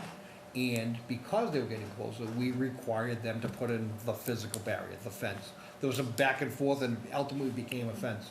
all right. If that's not out there, All right. then that's something that we require, Okay. from what I remember. Yeah, I So I'll agree. do some more I forensics. remember when I couldn't remember the road, but I'm almost positive, like Quail Run. Okay. Yeah, I'm not on Quail Run. I I'm know, on Montero, but I'm yeah. just saying, the activity that was, That we're remembering is in that it is near Quail Run. yes. Quail. It might have been opposite, but opposite you, I don't Yeah, I don't I'm really very remember. familiar with that. But they were referring to Quail Run, So I did a site survey so of that area. we'll have Amy review the open order to see if it was required. Amy's gonna go back out there again and with Mary and do the wetlands on the project, correct? I'm not gonna put Mary on the spot, but I am. In your reconnaissance out there and doing that area along the back line, did you encounter a chain link fence, a relatively new one, anywhere out there? I remember kind of a fence on the north side of the property, way over, but, that must be, no, wait a second, because that's ways north. Where's the green Yeah, ones? so way over on the west side, but I don't recall something on the north edge, any kind of there is a newer detention basin on that I side, think Yeah. that's the open. but I don't remember there being a fence. I think there was supposed to be one. They're supposed to. Okay, we'll look So into right that. off the bat, Yeah. I'm pretty sure we're gonna find that former action is not closed out yet, Okay. which is gonna be difficult I for know us that to act there's on this. one. I know that there's at least one. That goes back to the same thing. If there's an open order, we don't grant a new one. Yeah, but this isn't in front of us for a notice of intent. No, but I'm sure it's going to be here shortly. Yep. But I mean, do we let that hold up INRADs? No, we shouldn't. But we're gonna Depends on what continue it this. Yep. We're gonna continue this anyways, because Amy's gotta go back Yep. out. 'Cause we're not sure if we got all the isolated wetlands flagged. Understood. So we need a motion to continue. You guys can meet in the next 2 weeks? Yeah, we'll schedule. So That moved. work for you? Second. All those in favor say aye. Aye. Opposed? That's, I hope we answer your questions. Okay. Kind of, so We're trying. I don't understand that map. I don't know what, Yeah, where, that's the overview map. and where would Quillen be? Yeah, but then I'll shake ones. And where would Montero Way be, on the right? I couldn't tell you from that. Oh, I don't know the street names. And that's where the new one is, right? You said there was a recent drainage area put in? We're gonna move the tent- we're moving the tent- Maybe we could take a look at, out in the hall, and I'll show you what I have. Actually, I'm gonna talk to him This guy first. too. But you did answer my question, other than who do I take this up with? Yeah, Right. like I said, they might have an open order. Yeah. Now, they might have that fence in there. Yeah, They just have. because I do remember reading something, hopefully it's not a chain link. That's what we'll It's a little see. while, it's a little while. What is the date of the next meeting? November 6th. Thank you. Thank you. Thank you. Next one. So, Brook School, no DP number. No. 1160 and 1193 Great Pond Road.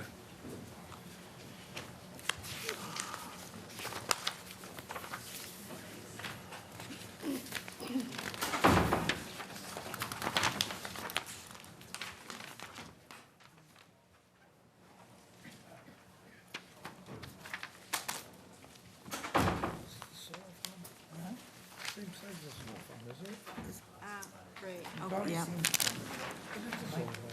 Huh? The one there, right? I think- Okay. So another ANRAD this is for Brook School.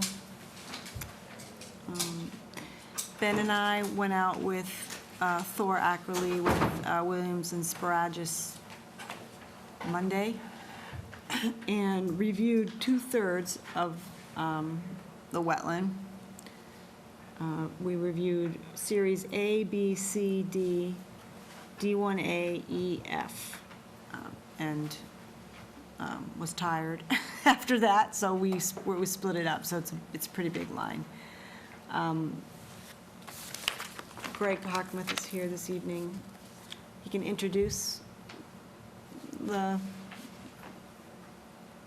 resources in terms of what's out there, and I'll chime in as we go along. That's all right? Not that we were involved with. I'd be surprised if you didn't have one from somebody else. You weren't before us for this one? You're to the. Oh, okay, You're thinking okay, of the so- one going on Essex Street. So we did have one that actually is contiguous with a lot of the resource areas that were recently delineated for this ANRAD filing last year. Okay, yeah, because we had the conversation about that short road or short street or. That's right, this picks it up, Yeah, you did, you went out there. this picks it up where that left off. So this is seven parcels that Brooks owns, most of them on the opposite side of the school. There's a giant drumlin over there. These resource areas are mainly associated with those parcels. They did have us delineate along the frontage of the actual campus as well. Don't know what the project is, but the fact that they had us do that leads me to believe they may be looking at some roadway improvements possibly. They didn't have us go on to the actual campus, so again, it was just that frontage, then everything across the street. But I think the boundary was almost 13,000 linear feet, so when Amy said she and Ben were tired, I believe it. It's not flat. And it's not open. It's not, well, a good chunk of it is. It's part of the hayfield that you can't really see from the road. But if you look at an aerial, there's a good-sized hayfield up on that hill, which presented some challenges for the delineation. A lot of augering, mainly based on soils. We got out there just after it was cut. Do you have any INRAD file with Boxford as well? We didn't delineate any resource areas in Boxford for this filing, but we did have to notify some abutters in Boxford. We don't have a file number yet. The boundary hasn't been walked in its entirety. There were some revisions based on the initial site visit, so we're not asking the commission to close tonight. We're expecting a continuance to allow more time to review the boundaries and for DEP to issue a file number. But we thought we'd come here tonight in case there were any abutters and get the process started. We did receive a call from one abutter in Boxford. I tried to return the call. There was no voicemail. It just kept ringing. So we'll keep trying that particular abutter. That was the only call we got. Any questions? Nothing to talk about yet. Right. Help me to remember, were they gonna put a solar farm out here? I heard chatter about that. We weren't involved in that project. In fact, Marcianda has prepared all the plans. We were just hired to delineate the resource area boundaries. Because I had a couple of questions on this project, and I know we talked about it before you came before us. There was no access, if I remember correctly, to the property minus going through Boxford. And my question was, is that allowable? So I think they'd have to, so there is a road that cuts right through those two hills, but a good chunk of that road is now a jurisdictional resource area. So I think to call that road adequate access, there'd certainly have to be some improvements made. They'd be before you, and it may or may not be permittable based on what we saw out there. But as far as a project on the hill, I'll call it the hill, they have plenty of frontage, but they'd have to build some sort of a road. It'd be a pretty substantial cut to get up to the top of that hill. Okay. But you can see, we did see access for farm equipment from the north Andover side, up behind one of the parcels that they do own. I could drive my pickup truck through it. But it does cross behind, I think it's a single-family house that Brooks owns. Okay, I'm just trying to eliminate potential issues. The wetlands, I have no question. You guys do a good job. And Amy has been reviewing them, but she needs more time.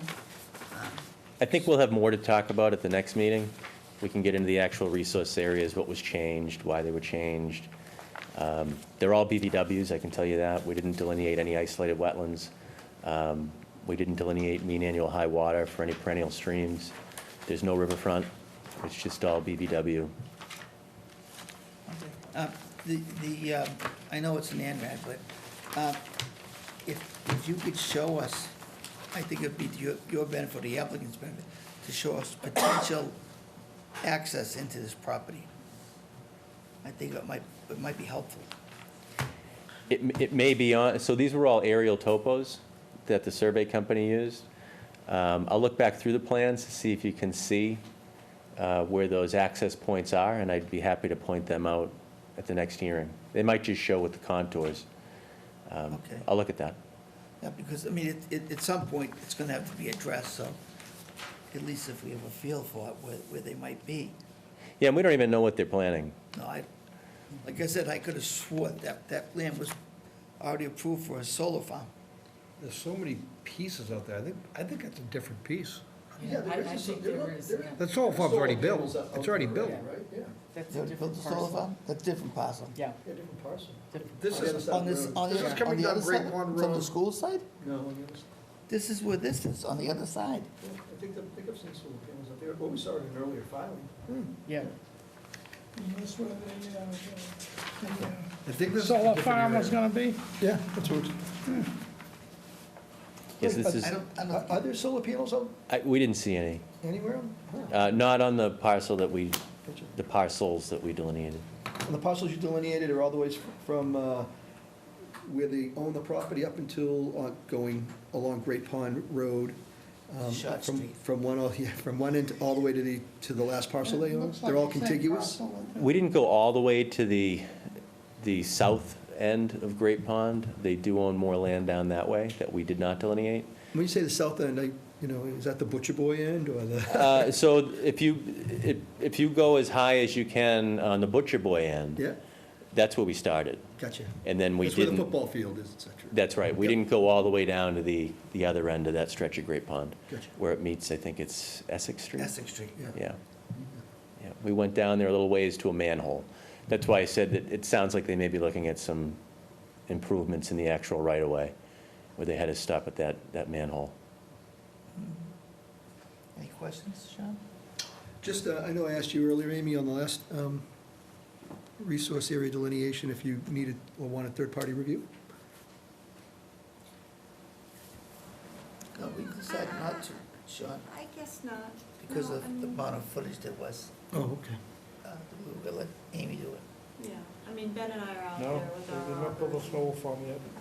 Huh? you know. This is the same track. It is the same track. As long as you're good on I know I'm old, but I'm not that old. Okay. There's the gentleman right there. In one of the historic aerials, you could see that erosion controls were installed in one of those fields, Yeah. and they're not there now, so. That first piece. I know I know it was there. Let's see if it's the first map. It was Mason's house. So the top of that plan that you're looking at right I now think it's is the almost first plan. to where the bad corner is on the Butcher Boy side of Great Pond. And that's the first series that we had there, the A series. Yeah, that's the site with The first map is where that solar farm was supposed to with the go. solar farm. Would they give up on the solar farm? This thing. I don't know anything about the solar farm. Sounds like Like I said, I remember. So, coming up with so none But of them for ANRAD, but I'm they've gonna find out broken about the piece solar that They farm. already have an ANRAD too. Because they have an ANRAD. I know they have an ANRAD for that. Yeah, well, they did, but they identified the wetlands under that parcel. This That's is, it, the first map. this is Nason's house. That's Yeah. Nason's house. There's the fields that we're looking at. Yeah, There is no solar farm. They never I built it. know, but there was. This is where it was going to go. It is the same tract of land. It is. Yeah, same tract of land, huh? Yeah, and then we did approve an ANRAD for that piece. But now it's. Now you got a new They one. made it bigger. They hate it twice this year, I can tell you that, and there were no solar panels up there. No, I know. The project just, but it was approved. Change their mind. Yeah, The second haying effort knocked out a good chunk of our wetland flags, so we had to go back and we got to do it again. okay. I'm just, like I said, I do have a good, my memory's very good. So, that's fine. Your delineation is fine. But at the next meeting, I would like to, if you could, because that's not, you're not here for that, is what would be an road access to this parcel Existing. existing. I'd be happy to look into that. All right, thank you. Yep. Any questions? No. Okay, so we need to continue, so Amy can finish her delineation. We'll agree with it. So the next meeting is all right, too? Yeah, and that's the 6th? Yes. So we'd like to request a continuance. Okay. Second. All those in favor say aye. Aye. Opposed, and that's unanimous. Thank you. Thank you. Thank you.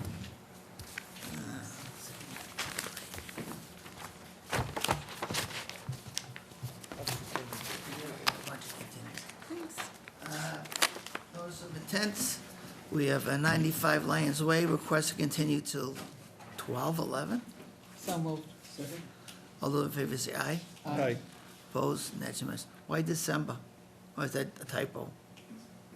Which one is this? Not The that- first one, Yeah, they asked for you December. want to wait till December? Yep, they do. Okay. Next one is 242. The last time they were here was September 25th. I think so. That's what this says on the agenda. Lions Way, it was either that or, Huh? so we opened up when? So they want to We continue opened for up 3 early months. September? I'm Yeah. trying to get to the bottom of, do we make them re-notify? That's a long time. Oh, I would think so, yeah. If it's been from September till till December. Do you know what that's for? Amy, Lions For Way? the detention basin. Yeah, Maureen Harold from North Environmental Services. We filed a notice of intent, just to refresh the commission's memory, to put an existing detention basin underground. Yep, remember that. So we're in the process of trying to look at the engineering review. The engineer requested some deep hole tests, so the engineer who designed it is in the process of setting that up. And then, in the meantime, we need to address their concerns regarding the chambers underground, making sure it's sized adequately and so on. So we just figured we'd push it to December, so that should give us enough time to hopefully address the engineering review and come back with a sign-off from the engineer. Okay. Well, you know that if we do allow it for December, then you'll have to refile, I would say. Yeah, so we opened August 14th on this. And we can re-notify the abutters, that's not a problem. I think at the first hearing, there wasn't anyone that I came. don't remember there being anybody. But I don't have a problem re-notifying the abutters, it's not an issue. Right? So you wanted to, motion? you wanted to re-notify the abutters? No, well, what do you guys want to do? I think we should re-notify, it's been several months. So as part of the continuance? Yeah, continue to and re-notify the abutters. Okay, thanks. Thank you. Need a motion? Joe just moved it, I'll second. Yeah. You second? All those in favor, say aye. Aye. Opposed? That's unanimous. 242, 1764 High Street. Request to continue to October 6th. November 6th. I'm sorry, November So 6th. moved. Second. All those in favor say aye. Aye. Oh, just, Opposed? I was anticipating questions for the next meeting. And that's, yeah, I have plenty.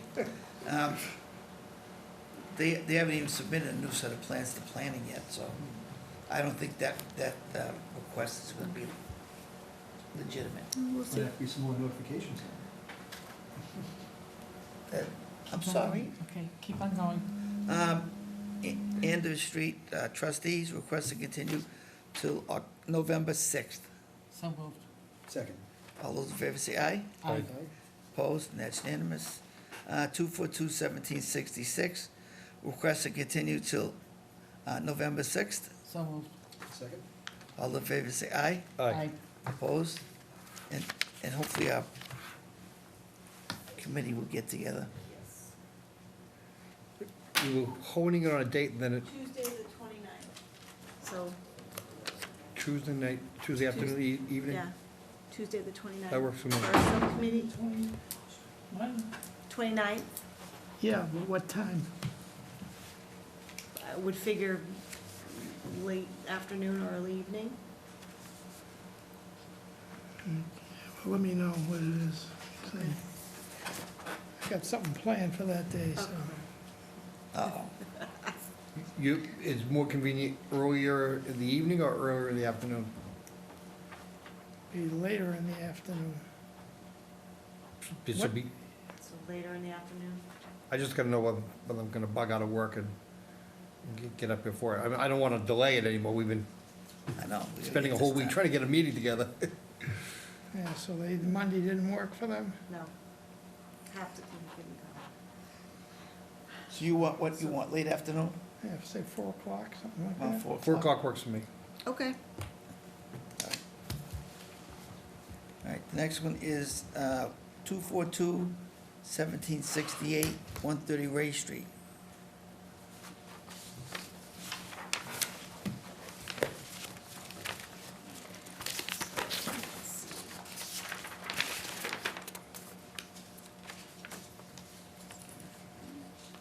Amy?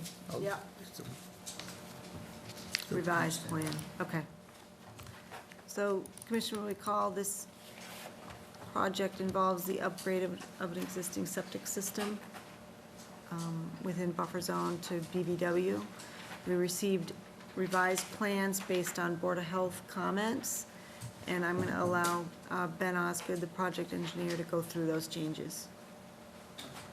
Good evening, we'll get the Board of Health comments back, and basically, the change to the system was the type of leach field.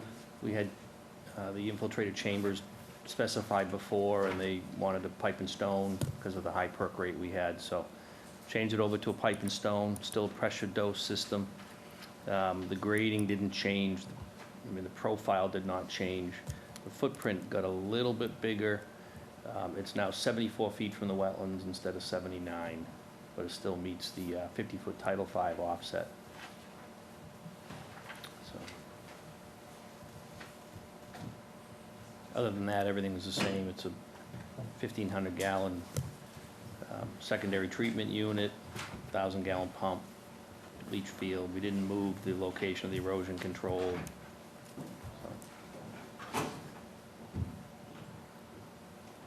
Any questions, Joe? No alternative? None. Maximum feasible compliance. That's what it is. I'm all set. All set. Okay. No questions. Sean? No questions. Sean? All set. Motion? Close initial decision. Second. All those in favor say aye. Aye. Opposed, and that's unanimous. Thank you. Next one is 242-1770, 456 Summer Street.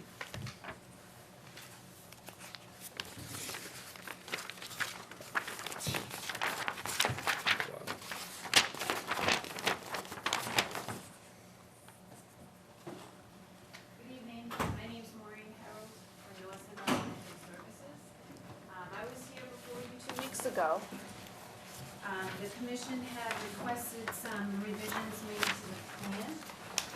One of the revisions was providing information for the garage itself, so we added a drip line trench that was suggested at the hearing. The commission requested infiltration for the driveway. So we provided an infiltration trench. And in addition, the commission requested the tree line to be shown. So the tree line is now highlighted in green on your plan. We're also proposing a 5-foot-high wrought iron fence to go around the property. And I'm requesting the commission to consider this as the permanent demarcation for the 25-foot no disturb. And that's essentially along the existing tree line that's there right now.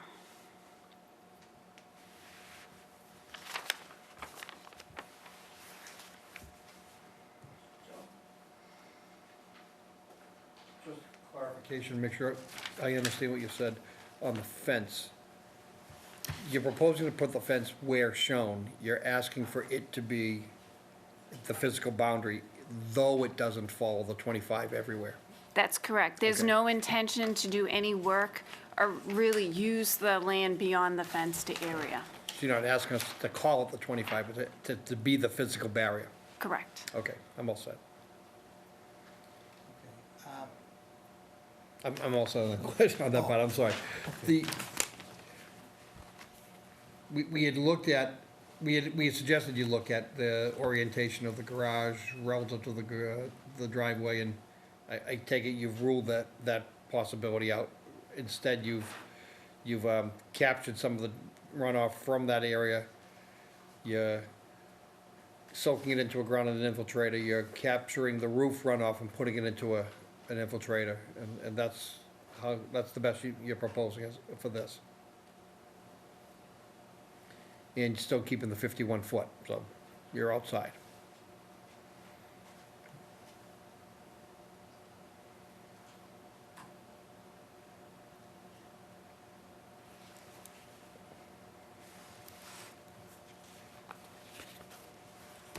There's a septic out here, right? Or is this on sewer? So, No, there's actually septic in front of the house. Front of the house? okay. Yes, Well, that's why you couldn't do any arrangement on that side. correct. So we can imagine the soils are pretty good, so these infiltrators are probably gonna be pretty good. I'm all set. Um, I-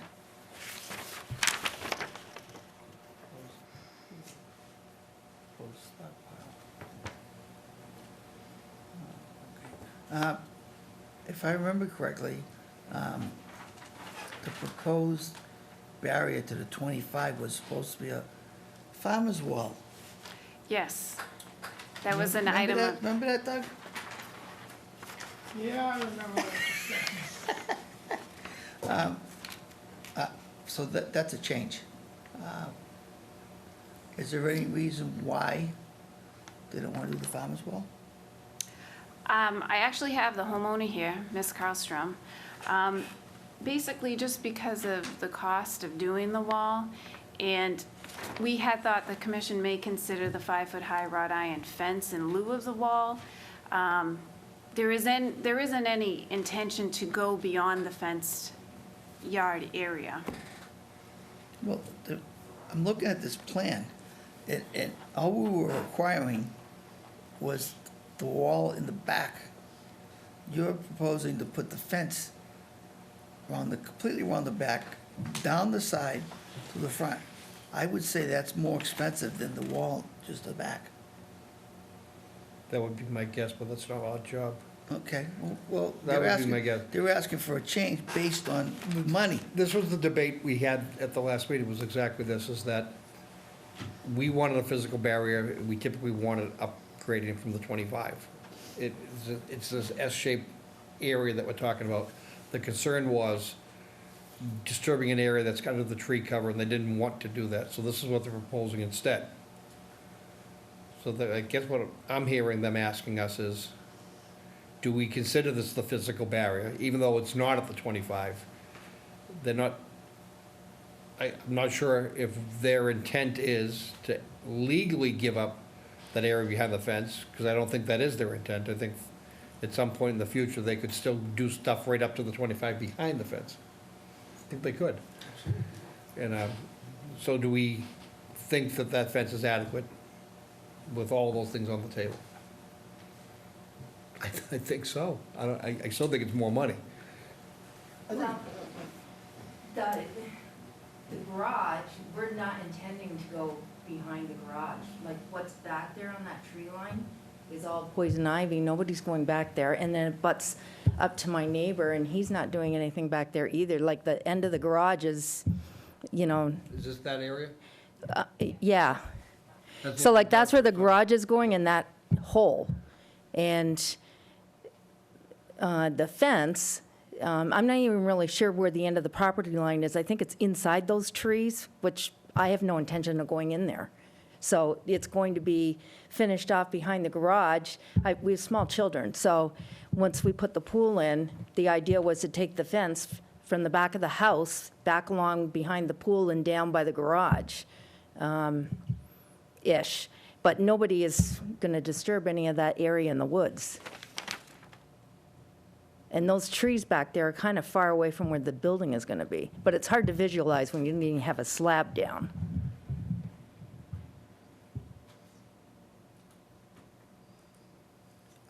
But I don't want a fence in my entire yard because I'm on the point of Farnham and Summer. And so when you drive up, it's all open, and I want to keep it that way in the front.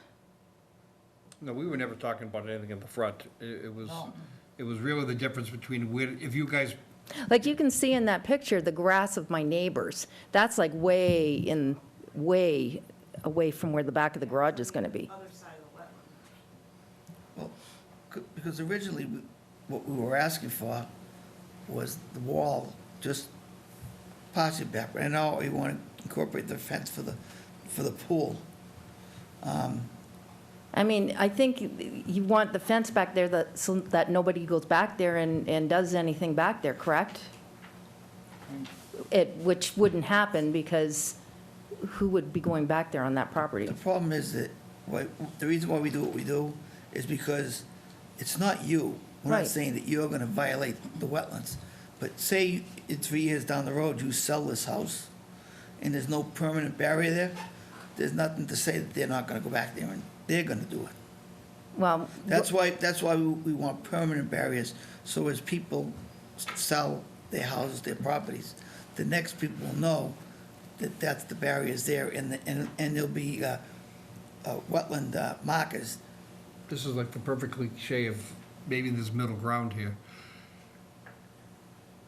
if we're considering a fence to be the physical barrier, and they've given up, quote unquote, given up that extra back area, even though it's not legally given up, I think we ought to require if we go with a fence, get some monuments in there, some placards in there that wants any future homeowner to look, if you get in here, you need to come to talk to conservation. Put the Placards. plaques on the fence. Well, I put them at the 25, right? Yeah. So if somebody blows out the fence, they see trees that have the markers Yeah, on them. that's what I'm thinking too, and not a problem. Yep. You can do that. May I ask, is there, I see the fence stops about 30 feet from your property line on the east side as proposed? No. just tie in the back of the garage. No, that's on the west side of the property, I think.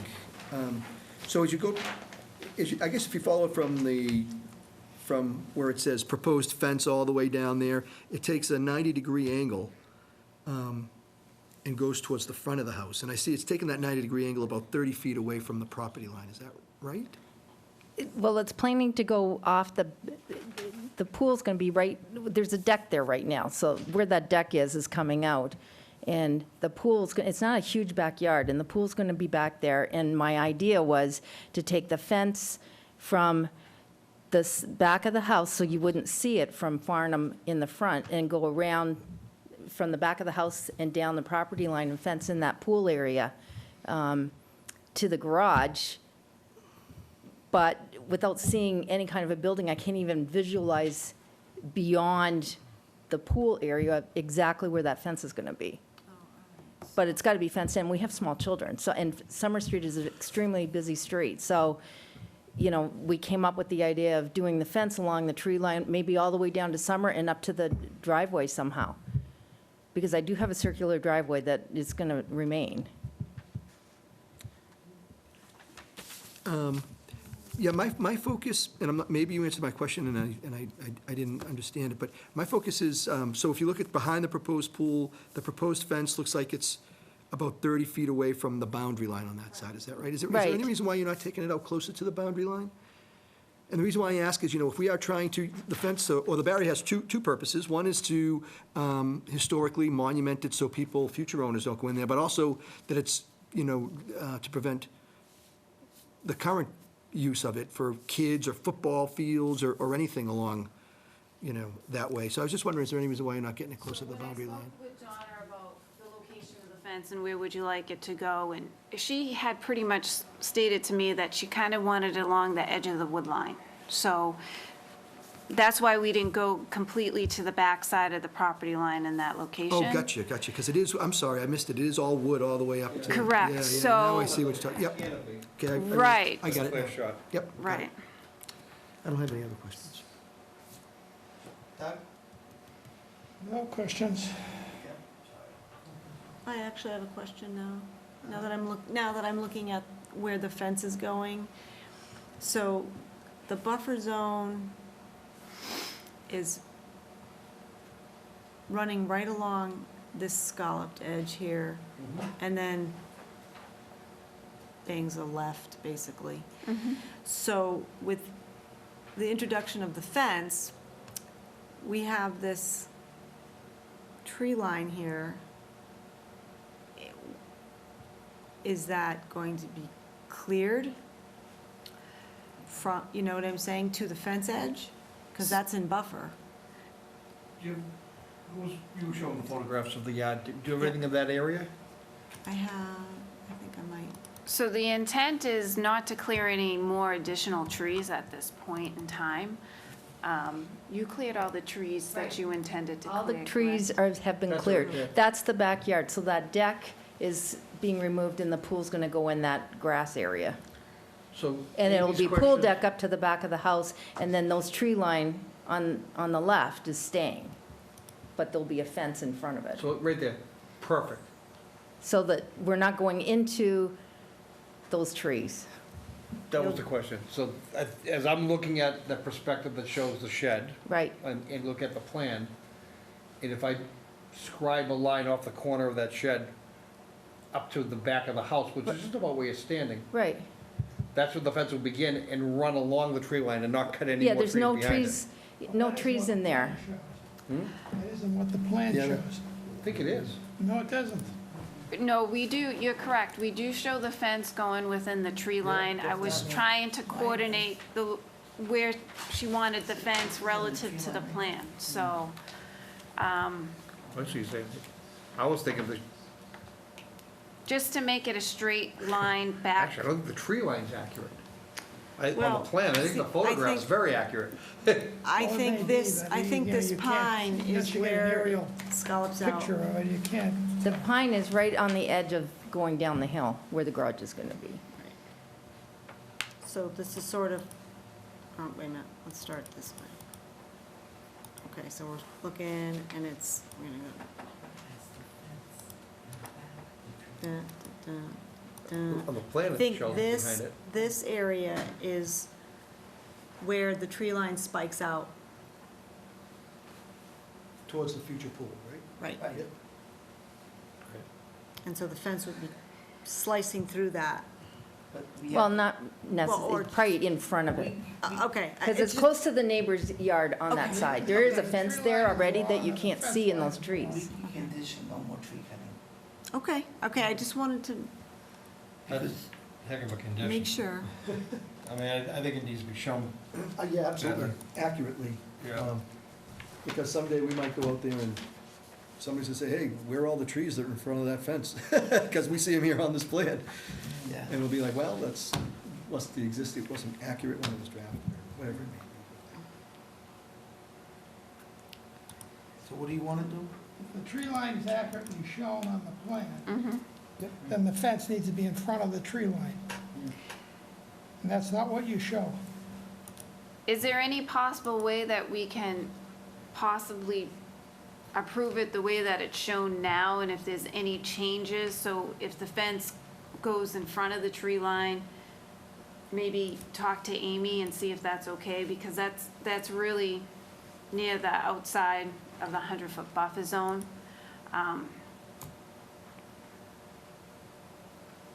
I mean, my thought was just to run a straight line in the backyard. If I follow the tree line, it's gonna look awkward. Right. Do yourself a favor, if that's where you want the fence, Right. and it's outside of the 25, show those trees being removed. Yeah, that's the other If alternative. that's where you want the fence, just show the trees being removed, it's okay. Okay, so You're how allowed to about, do it.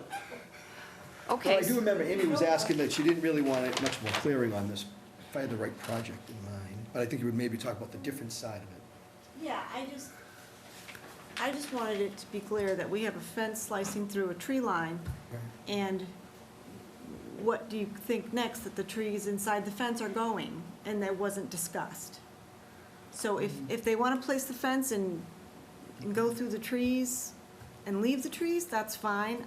I just wanted it to be clear Agreed. what to expect. Yep. That's all. I mean, this portion of the fence is after the pool's installed, which Mm-hmm. isn't going to be happening probably till next year.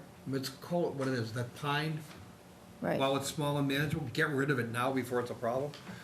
this is ridiculous. You have access. Yeah. Whatever you think you might want for tree clearing now, after you have a pool for a year, you're gonna want a lot more cleared. I can attest to that. Closer to the- You're in the shade.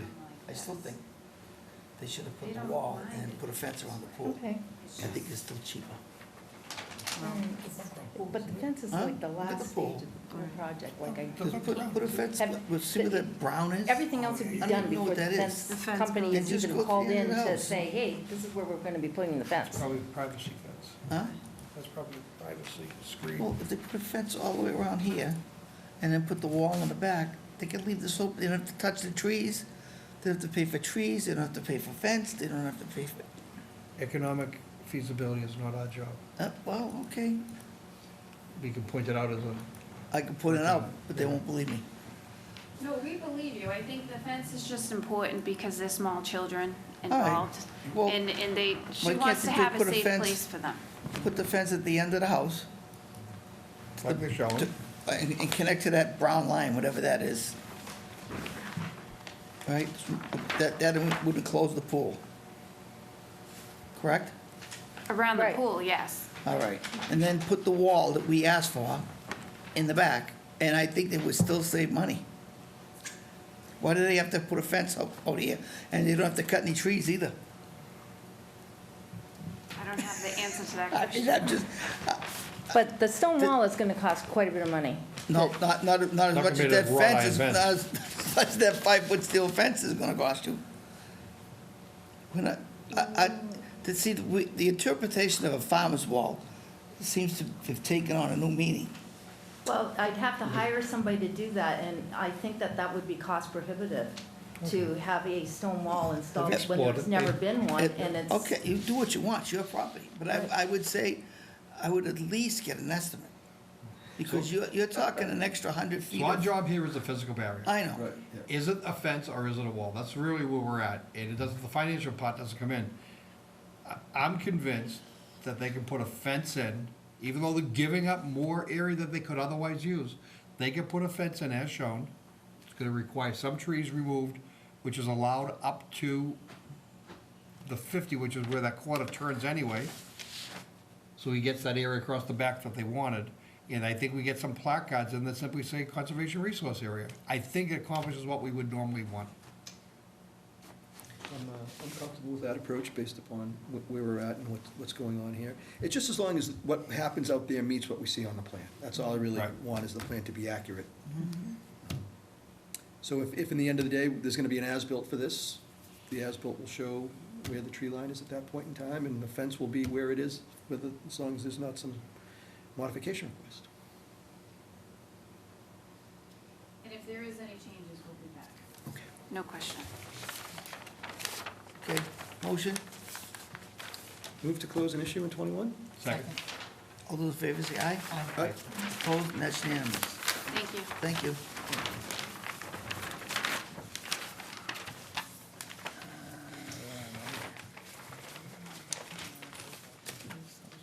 Uh, 242, no, DP number 60, Leanne Drive.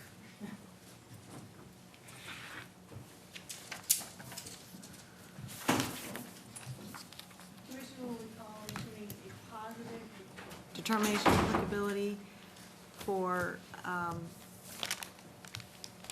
construction of a new retaining wall requiring a notice of intent on this property. Applicant has returned with a notice of intent and more detail on wall cross-section on the plan. Greg Hockmuth's here this evening, and he can take you through the project. Sure. Good evening, Greg Hockman from Williams Garages, representing the applicant for the notice of intent filed for Leanne Drive. This is the site that James Bresnahan was with me at the last hearing. He's the mason that's gonna hopefully be doing the project. We filed an RDA, and the commission made it clear that it should really be a notice of intent, just because of the extent of activity within jurisdictional areas. And as Doug pointed out, the wall detail, or the wall cartoon that was submitted with the RDA application really needed to be engineered. Something that could be built. We've engineered the wall, we show that detail on the plan now. We're confident that will receive a building permit. We filed a notice of intent. We don't have a file number yet, so the commission can't close tonight. But the project itself is the same. Nothing's really changed. But now the commission will have the opportunity to condition it properly and with a lot more oversight.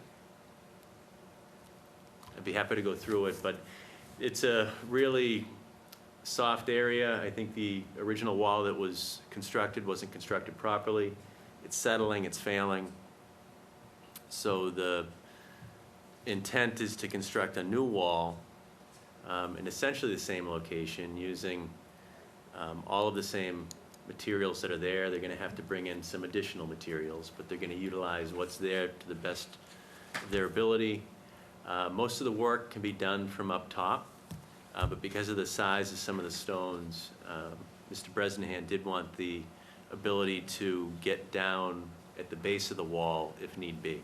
So that's why you see the erosion controls bumped out as far as they are, just to give him a realistic work footprint. If he has to, he's going to construct a temporary access road, which we show on the plan to the right of the stockpile area, where they dismantle a section of the existing wall to get down low. But as I said, most of the work will be done from the top. It's just a lot cleaner that way. Yep. Sure. I was looking at that dashed line, I think it was the property line, that's the slope easement. This is a gigantic lot. I mean, history would prove that his current condition is probably the wall built on top of marginal soils at best, just irregular, it's heaving. How far down, I see the note in your cross-section says it's compacted subgrade, 2/3 of the height, which is, rule of thumb sort of stuff, but how deep down before you get to good soils?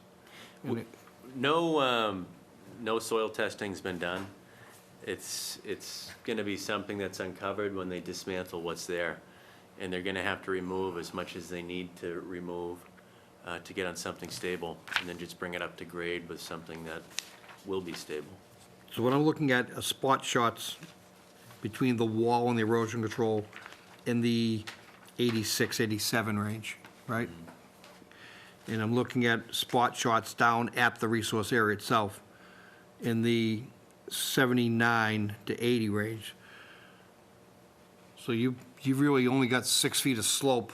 I know it's in a, is it 50 feet, 6 feet of slope, so that's, what's that, 12%? It is. Yeah. And I'm not so sure the soil condition's gonna change, but you might be in junky soil underneath that new wall he's putting in. And do you think you're proposing for erosion control? We're proposing the Socks? mulch sock with silt fence, just because it has the tendency to get a little sloppy when you're doing a project like this. We wanted to go with both. Yeah, I mean, the wall details is fine. It really comes down to is, where do you find good sound material to put the base of this wall on, and how deep do you have to go, and is that silt sock adequate enough protection while you're doing all of that? I would think so. There's no excavation proposed at the actual erosion controls. It's all roughly 5 to 6 feet plus from that point. So that grade should remain the same. They may have a trench on the upland side of the erosion controls that's a little deeper than anyone anticipates, but they really won't know until they start digging. So if we were to grant a permit and as a pre-construction condition, require that 2 test pits be dug to establish the bottom of foundation, and to report that to us, if that condition's consistent with what's proposed, everything's fine, and if it requires, greater excavation and more disturbance, I think that erosion control might end up getting doubled or pushed further out, because I think we just don't know where that sound material is. Well, if they do anything that deviates from what's ultimately approved, and it requires anything additional, they'd have to come back to the commission.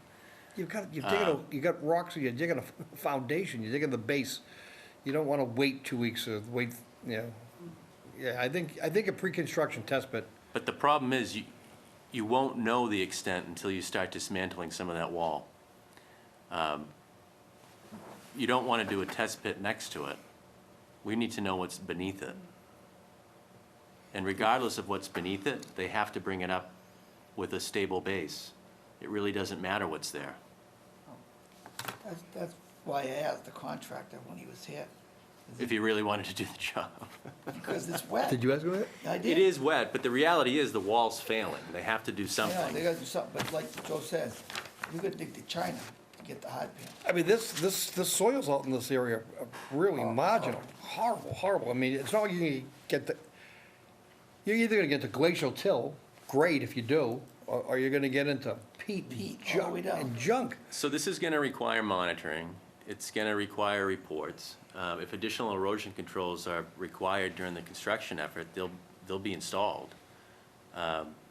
with or without test pits. If it was an RDA, no. I think that's why the commission really wanted this to be a notice, so that there could be some conditions. It's gonna be watched very closely. I think you're gonna need a dewatering plan. You're gonna need a pump. Yeah. There's no doubt in my mind. You're gonna go down 6 feet, and the wetlands are 5 feet. So, Well, we don't know that. I'm only going by what's there. And neither do we. And you're asking us to get a permit. That's exactly my point. And look, I love you to pieces. You're a great guy and a good engineer, but this one, if someone criticized this as a cartoon, I think we've got a cartoon upon mush. I don't know what we've got underneath this thing. We've got a wall that's failing, a wall that needs to be repaired, regardless of how I deep think they the wall have that's to failing and go. repairing is what's driving me to think that we've got junky material under it. I think you're probably right. And to what extent becomes the question, and to what extent do you pump and treat, or do you filter it, or de-water, and at what point do you stockpile and bring more material in? And I think, is the filter sock enough? I mean, those are all questions that are valid questions. But what else could we put there for erosion controls other than a 12-inch diameter mulch sock and a silt fence? I mean, that's really as aggressive as you typically get for a project. Now, we don't have topo, we have spot grades, but what I'm saying is that it's not like it's dead flat in the backyard there. When this takes off at 12% back towards the resource area. And if you get down in punky material and you get in vibrating in peat, and you lose a 20-foot section of wall, you got a world of hurt in your way here. And that sock doesn't mean a darn thing. I think we get too much unknown to say that we can deal with it if we come, if we get into it.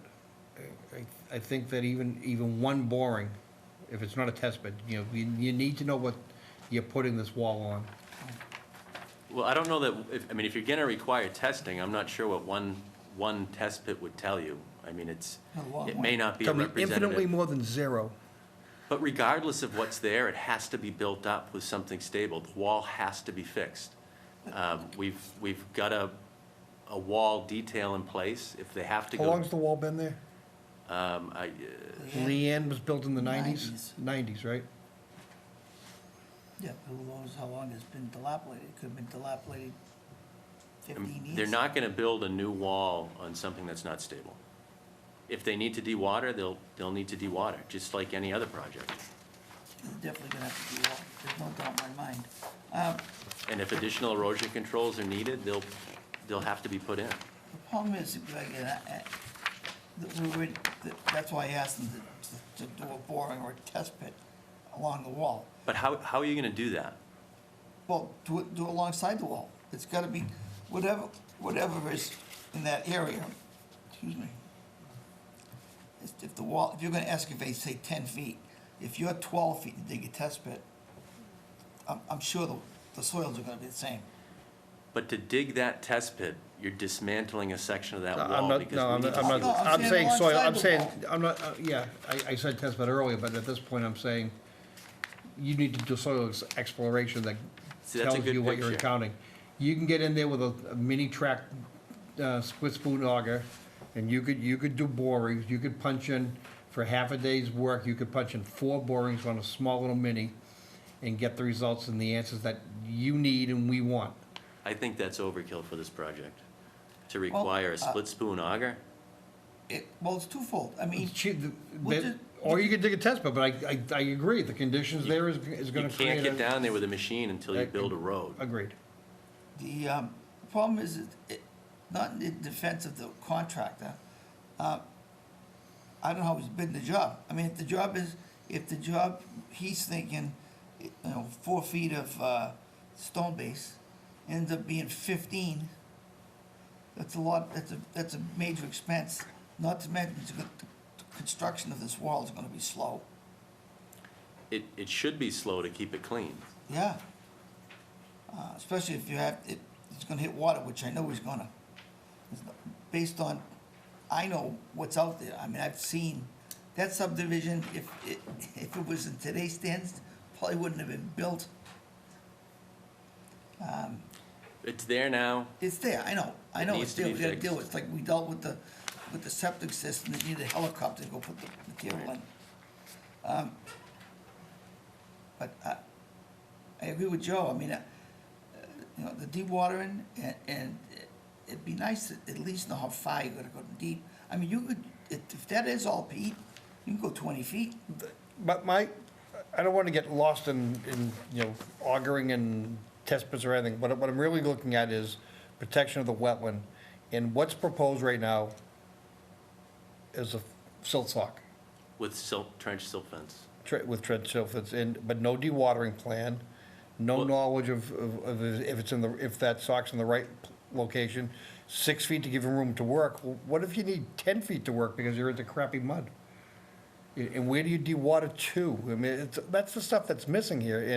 And to answer those questions, you need to know what you've got underneath that wall. And based on the photo essays we just looked at as we were listening and chatting, I don't see anything up there that makes me feel warm and fuzzy. There was no junk material under here. I think we could junk material. I'd say it was all fill. But I guess that's my point. If there's junk material, it still needs to be replaced with something that's suitable. Whether we know about it now or later, it doesn't change the fact that No, I material's gonna go in. completely agree. It's that I'm gonna deal with it while we're doing it is what I think I have the issue with. You need to anticipate that, you need to show whoever the contractor is on these plans that we're likely to find water. I'm gonna dewater, and this is my dewatering plan. Show it. Typically a condition, I mean, correct me if I'm wrong, but typically there's a condition that's a boilerplate condition requiring a dewatering plan prior to construction. if No, it's- typically, if we it's get them needed. on sections and details. Again, I know it's a single-family house and it's not a commercial subdivision, but, you know, a detail of what a dewatering plan looks like. Where does it discharge to and what sort of filtration are you getting out of it and, Especially if we absolutely anticipate. and we're discharging what clearly is onto a 12% slope, given the spot grades. It's not like the water's just gonna sit there and be contained. It's not the physical work from that's required to get it to stable from what it is now. It's everything in between that our permit addresses. And I think that's what we're lacking, is how do you do it? And how do you show it? It's not, that's where this thing is lacking.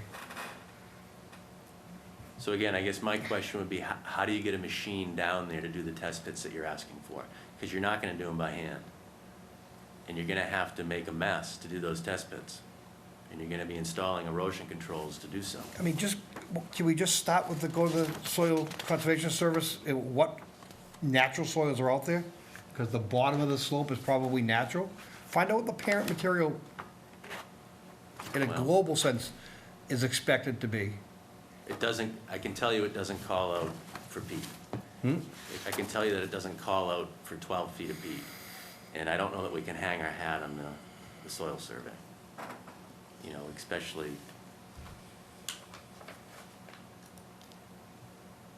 I understand the need for a dewatering plan. There's no argument there. But other than the mulch sock and silt fence, I don't know what else we'd propose in the form of erosion controls.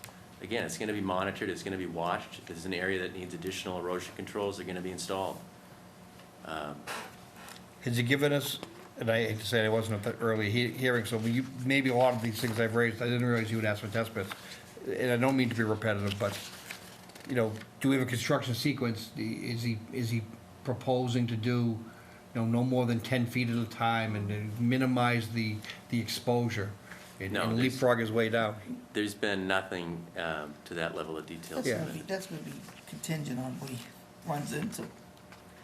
Yeah, I mean, It might be good digging. In a Who perfect knows? world, we'd have all this information, we'd be able to, but this is not a perfect You situation. can't restrict him. If he comes into good digging, then he can keep going. But if he comes into bad digging, which he's going to, he can only go as far as he can go. He's not gonna open up that whole site. I feel like a jerk. I mean, we're so used to dealing with more specificity and I think on a. I can tell you we've never If it done weren't Craig, test we would pits. probably be holding to someone else to a higher standard, I'm afraid. We've never done test pits for any retaining walls that we've proposed Yeah, before but this commission. all our questions are based on location. behind, you've been out there, so I don't have to tell you, the other side of the wall, it's, the water's there. I mean, and you're gonna try and dig to hard pan, which I don't think there is any, and to build a wall. So you're definitely gonna, in your agreement, you definitely you're gonna have to de-water as soon as you start digging. Because you're gonna.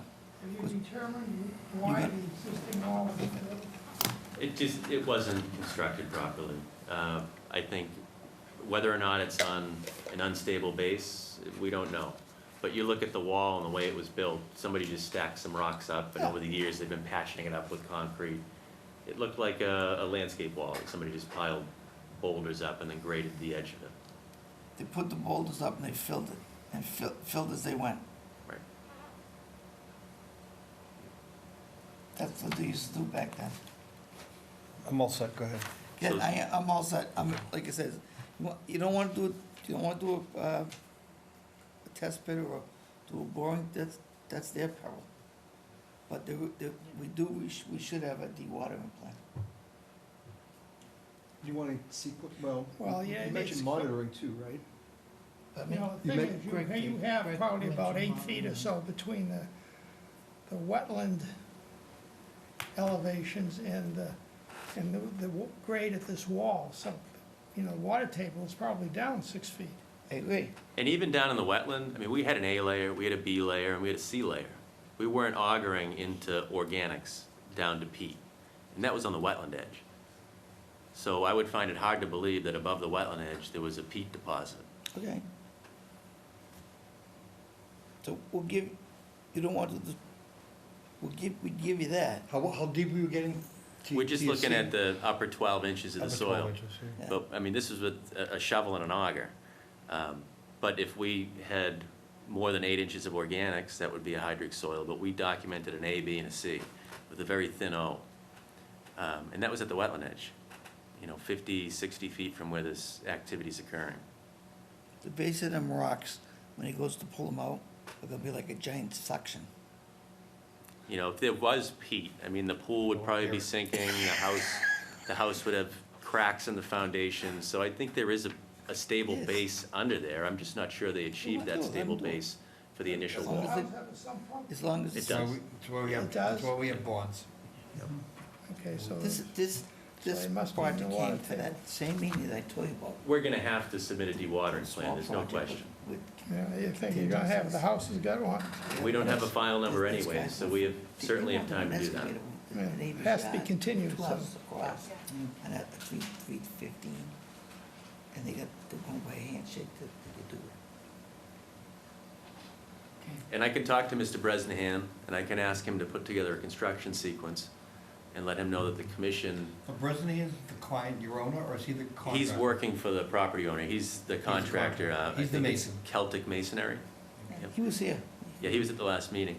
I can ask him to put together a construction sequence. We can pull together a dewatering plan, and I'll let him know the commission would prefer that this is done in small sections and not completely dismantled all at once.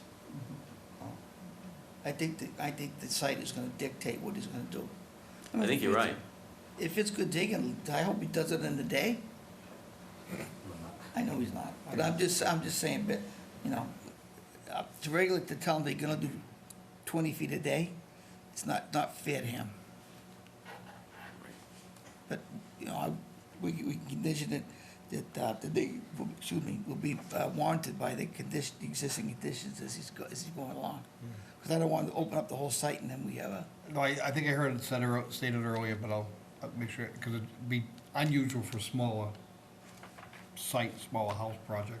But we'd expect an environmental monitor on this, right? yeah. I think we'd have to.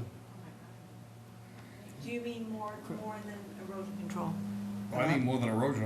I think when they are starting, at some point in time, we're gonna get a level of confidence of what they've got out there, and whether it's the first 10 feet, 15 feet, or 20 feet, at some point, there's gonna be a level of confidence, and we could wean them off of the presence of an environmental monitor. But I think until we know until we know all these things that are currently unknown, Yep, I think he's out there, that person's out there.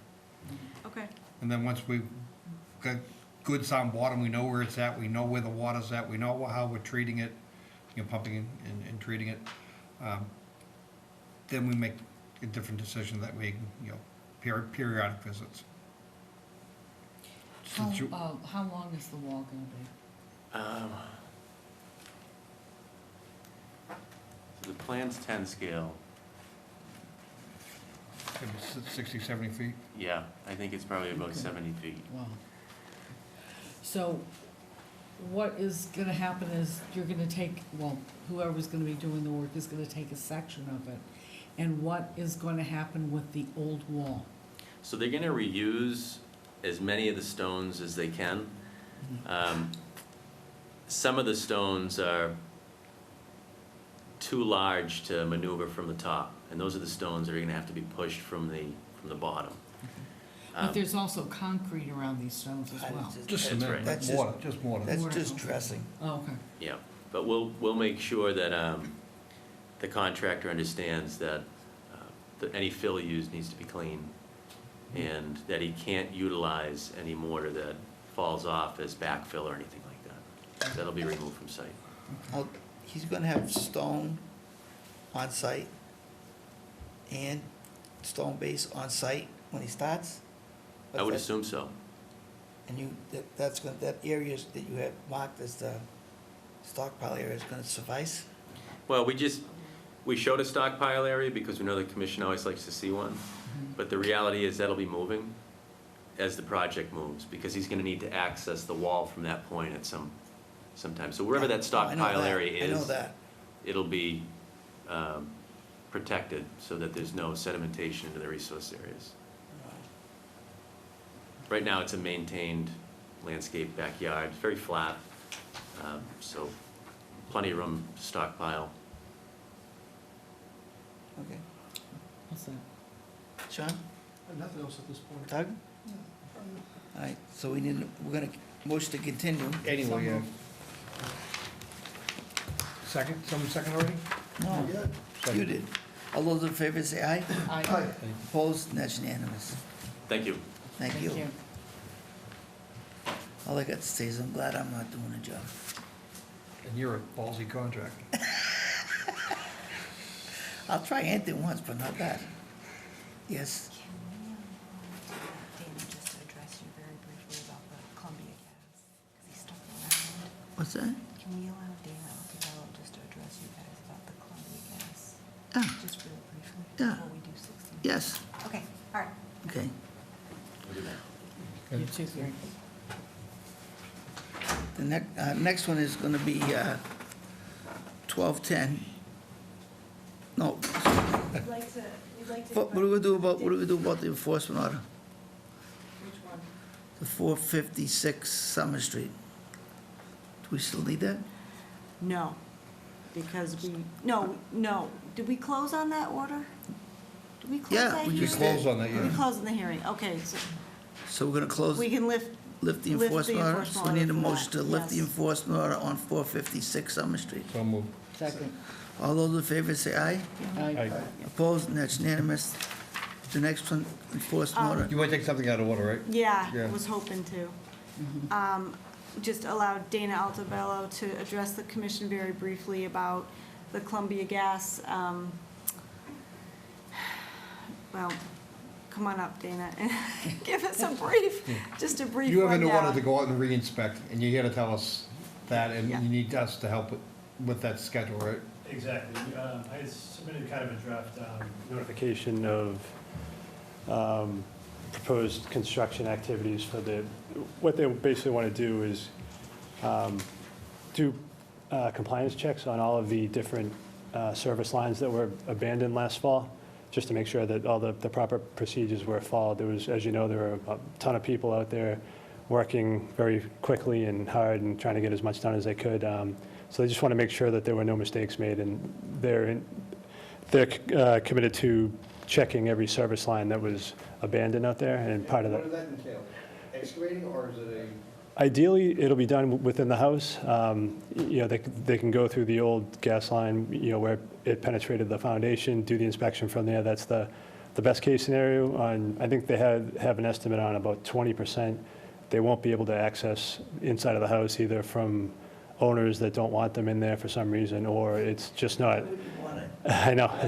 Check an open gas pipe. Exactly, yeah. So they do have a few people, and then there's also just, the pipes are old, corroded, or whatever reason, they can't access them. Yeah, so in those instances, then they do need to excavate a couple. So there's a list. So there's an inventory that we're working from, that you're working from. Yes, yep. We know what they're gonna do. Yep. So long as, and it's, not that the major emergency's over, it's not spearheaded by a command center. Is this spearheaded right at Columbia Gas itself? That's correct, yeah. We're gonna need to know where they're at and when they're there in that area. Yeah. And this is under DPU in an executive order that you're doing this? They're doing it as part of that response to the DPU order. All right. So that makes it eligible for emergency certification. So from a paperwork perspective, it's emergency cert, right? Okay.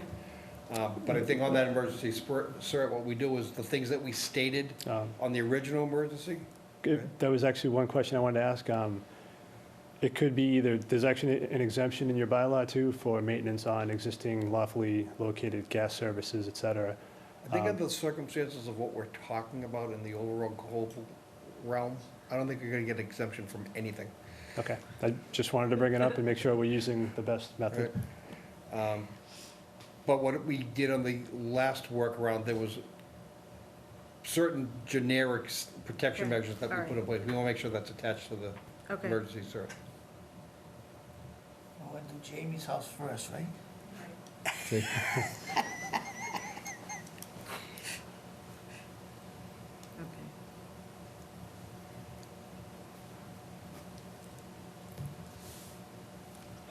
Well, that emergency cert's good for only 30 days.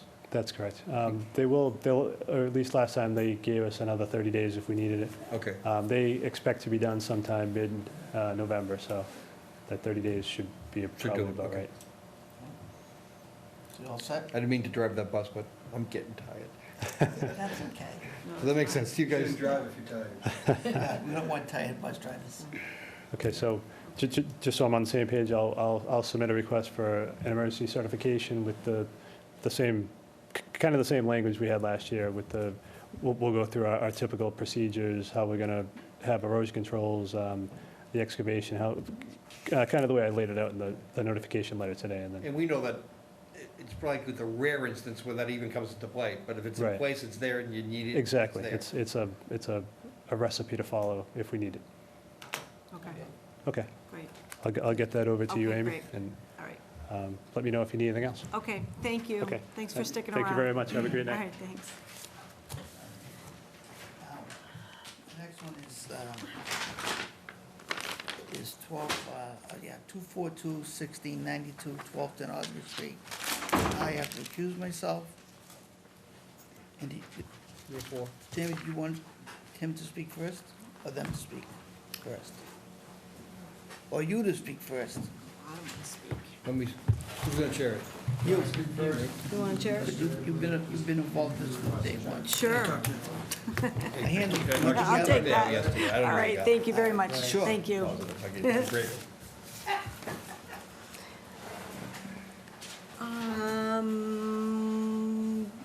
Do we want them Like a Rocky to, Bullwinkle show. When we left Rocky right, Squirrel, they were out doing their adventure. It was about to rain. We gave them a leap of faith to test something. It didn't rain that much. It didn't rain that much. that much, right? Well, it didn't rain that But that weekend, That weekend, right. But then it did rain. You're right. Okay, right. so, let's have Mike give us his findings, and your report is gonna rebut it anyway, and again, I think we've been getting close to an answer, and I think we're getting closer. Sure, yes, absolutely. So kind of start in the high point, there was 3 points that were looking to be addressed as part of the well point shutdown. One was looking at flow rate for 5 days for the system, kind of doing a comparative of the well intercept, the intercept trench versus the well point system. Then there was also an evaluation for were there any wetlands impacts during the storm events, during the flow rate testing and all that sort of stuff. And then the last one was a 1 week of a well shutdown to see if the trench was going to be effective. Gotten the data back, obviously we didn't get the storm event we were hoping initially, but that was quickly followed up by a storm event that was like, wow, that was a lot of rain in a very short duration time. I believe it was 2 3/4 inches. Weekend event from, and then it was the Right, Wednesday event. that was that nor'easter we thought was gonna light up everything, and then that didn't really pan out. But then on the 17th, I believe there was they got 2 3/4 inches in something like 3 hours. So that I believe passes the straight face test for a pretty good scenario for testing the system. What the data that came back from Sanborn Head and Vern and from LRT, we reviewed that data and kind of walking through that. What we found is the intercept trench is working as designed. It's actually working better than designed. One of the things, an unintentional positive consequence, is it's actually short-circuiting the well system. What that means is this now 700-foot-long impervious material trench is now taking more water away from the well point system than was, so it's making it work less efficiently than it was before. So it's actually taking up more water. So it's doing its job and doing it well. The 3 points that are demonstrated, the flow rate, looking at wetland impacts, and then also looking at the well shutdown, all demonstrate, while GEI is in agreement that the data provided indicates that the trench system on its own is doing its job, and that the well point system can be shut down and put as and be used as the supplemental system. That kind of circles back to our recommendation. If you guys have any questions, I jumped through a lot of stuff really fast there. So, let's talk about the two specific rain events. Did we ever have a peak flow condition that exceeded the capability of the trench? That's an interesting question. The second rain event that had 2 3/4 inches, there was an inundation of sump 1, is that correct? Where the pumps were overwhelmed due to the volume of water. What that meant was based on the data that's provided, the gravel stone layer filled up with water, so it came up around the casing. The pumps that were in place didn't have enough capacity to kind of keep that drawn down. So under the current scenario, there was a minor failure. There was leaking out. One of the things we're making a recommendation is to kind of keep an eye on that area where there was water coming from around the casing, just to make sure there was no impacts. But the upgrades to the system, proposed upgrades, changed the system from a 100 GPM system to a 200 GPM system. The estimated flow rates that I saw coming from Vernon Hall indicated the maximum flow rate was in the 150 GPM sort of scenario. So given that the upgrades are happening, better pumps being able to draw more water should be able to accommodate that sort of storm event were it to happen again. So I think, again, we learned something. There was, the overflow, but again, looking down the road, it's like, good, we learned something. We saw a rain event that really tested the system, and there is a mechanism already in place for handling that down the line. Okay, and that's the evaluation at the end of this whole train. The parking lot itself, the landscaping areas, everything seemed to be working. The infiltration system seemed to be accepting it and leaching and soaking it in gradually enough. Or did you see an immediate peak flow? I'd have to point back to Paul and Vern. Okay, But I think okay. it was a combination of things. There was surface water infiltration, that amount of rain just hitting the ground all at once, overtopping, coming off pavement, coupled with filling up the saturated zone. It was a substantial rain event on the 17th. So I think there was a coupling of events that kind of got you to a really tested scenario, a well-tested scenario. Okay. Any questions on the quick summary? I'm sure we're gonna come back to Mike, but if not, we can go on to the applicant. And any questions, or you said, okay. Probably what it said, we had received by email earlier today.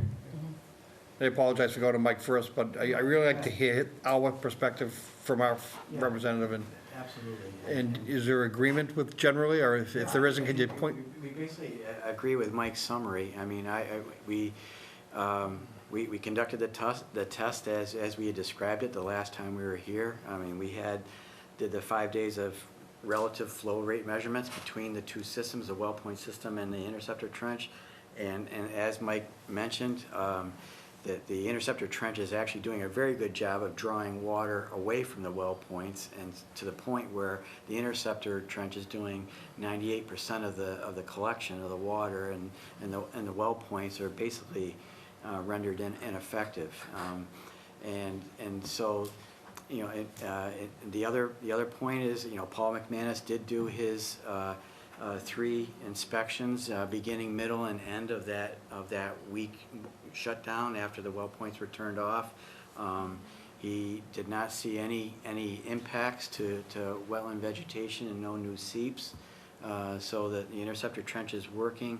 There's no impacts to wetland vegetation, so that worked out as anticipated. I mean, we're here to ask that we be allowed to shut the well point system down, and what that means is removing the pumps and piping from the wells, but leaving the wells in place so that the subsurface portions of the well point system, so that Basically, there's a manifold across the top. Yeah, so that- Decouple that's right. So the you both- manifold, take the manifold off, leave it on site. Should you need it again, right?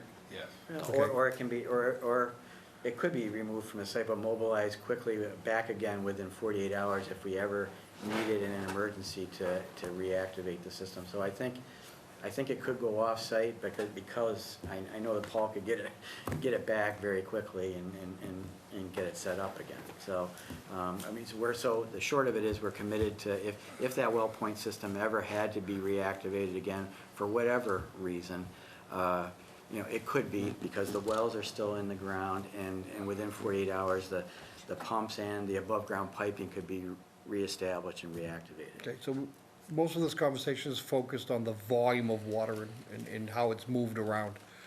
At those increased pumping rates, you still have, how many frac tanks out there? Is it 2 or? 5. 5? Okay. We had 7. My concern was that you could overburden.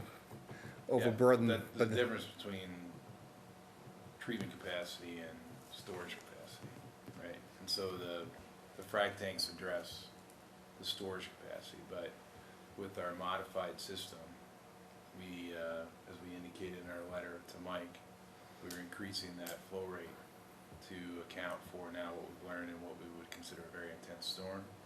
But then also we have even additional capacity in that, so that it sort of makes the frac tanks irrelevant.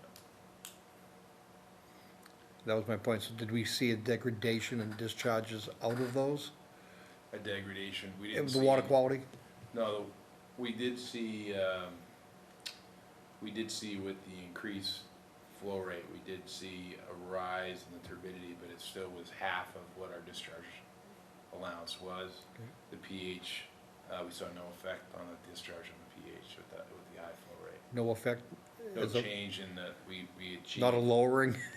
No, we kept the pH was around neutral, you know, neutral at 7.5, that's our target. Okay. That didn't change with the higher volume that we had. So that I guess the big picture is the treatment system is working. We learned something from the intense rainstorm, that we need additional pumping capacity to get the water to the treatment system, but the treatment system itself, the treatment process, has plenty of capacity and did a great job in handling all that water in a short amount of time, you know, and that we're meeting turbidity, you know, effluent standards and pH, and our pH target, you know, which is like the effluent, all the water that was being discharged, it was in the neighborhood of like between 50 and 70,000 gallons a day for those 2 days. Was still running, pH was running around 7.5, so. Questions?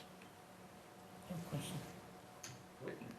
So, when we left the last meeting, it was the hopes to get such an event, to be able to make those determinations, because everybody was confident, but guessing.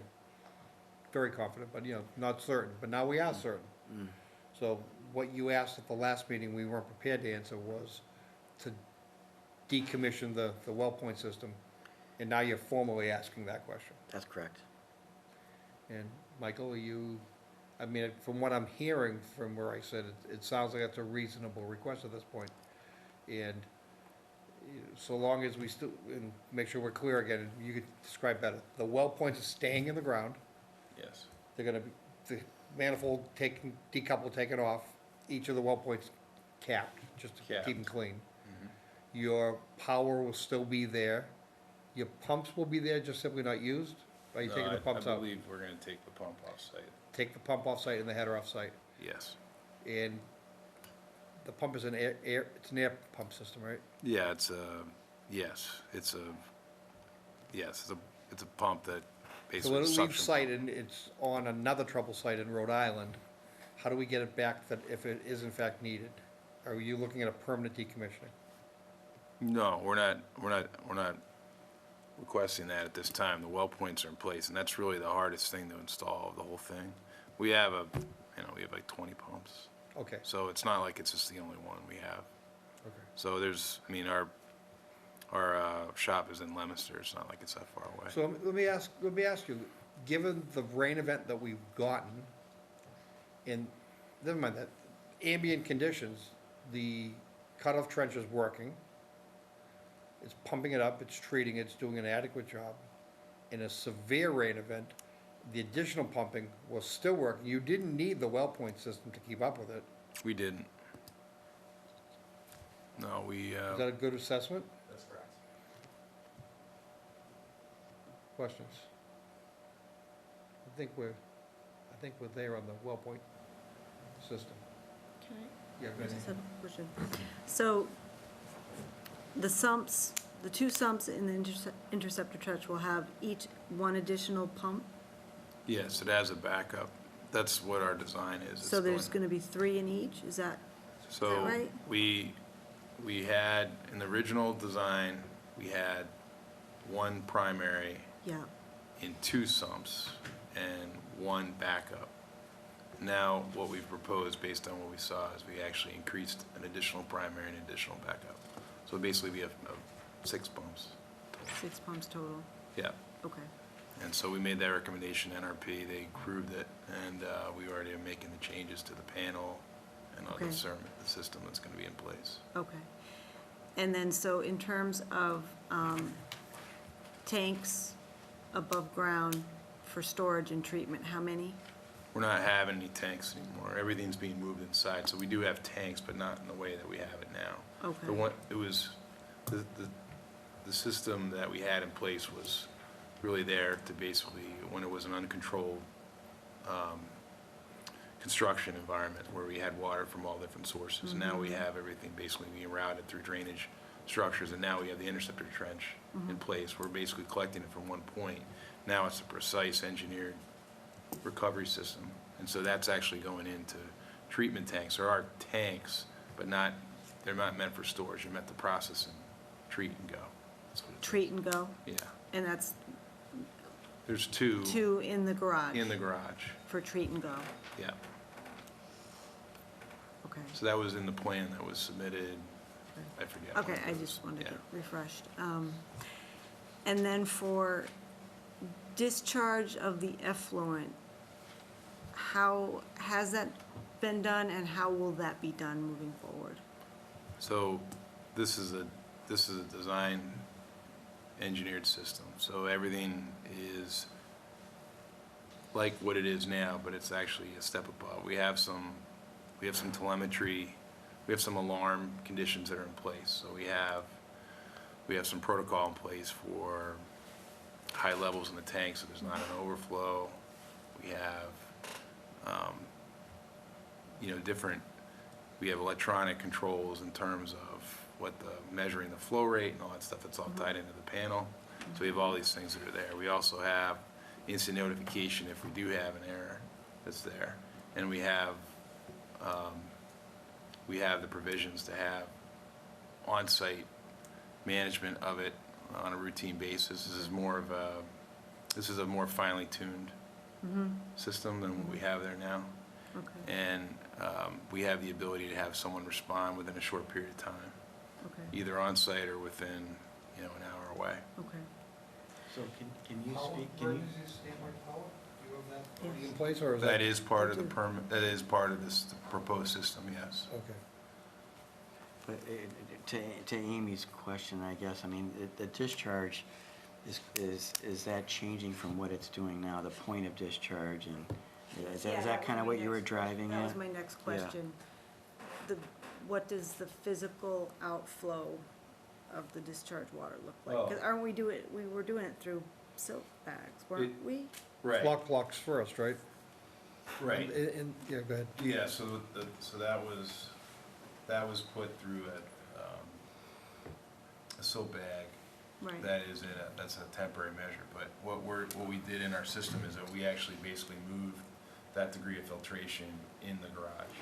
So there's actually filtration in the form of bag filters that are after the mixed chambers. Okay, And so those bag filters are actually more precise. It's a better filtration method. okay, Because it's finer. Okay. The soap bags are fairly coarse when compared to this. We're Mhm. gonna have something much finer. okay. And then that goes through that before the discharge, and then the discharge actually happens in an engineered riprap outfall structure. Engineered riprap, okay. Yeah. So I believe that was shown on the plan, All but right. it's something that's already been installed. Okay, all right. So we've talked about volume of water coming out, we've talked about the pH of the water quality, and you mentioned that Paul's out, McManus? See the Yes. environment, yeah. Yes. Paul McManus was out, and, you know, he monitored the downstream impacts, and drove the thing from the very beginning was the calcite. He's not seeing any, not only water seeps, he's not seeing any new sprouting of calcite plumes anywhere. That's correct. And his assessment of the recovery, which he was confident of right through the whole summer, now that we're in the cooler weather, it's wetter weather, is he seeing things starting to rebound pretty good? According to his reports, it's still continuing. I mean, it's still continuing to naturally abate.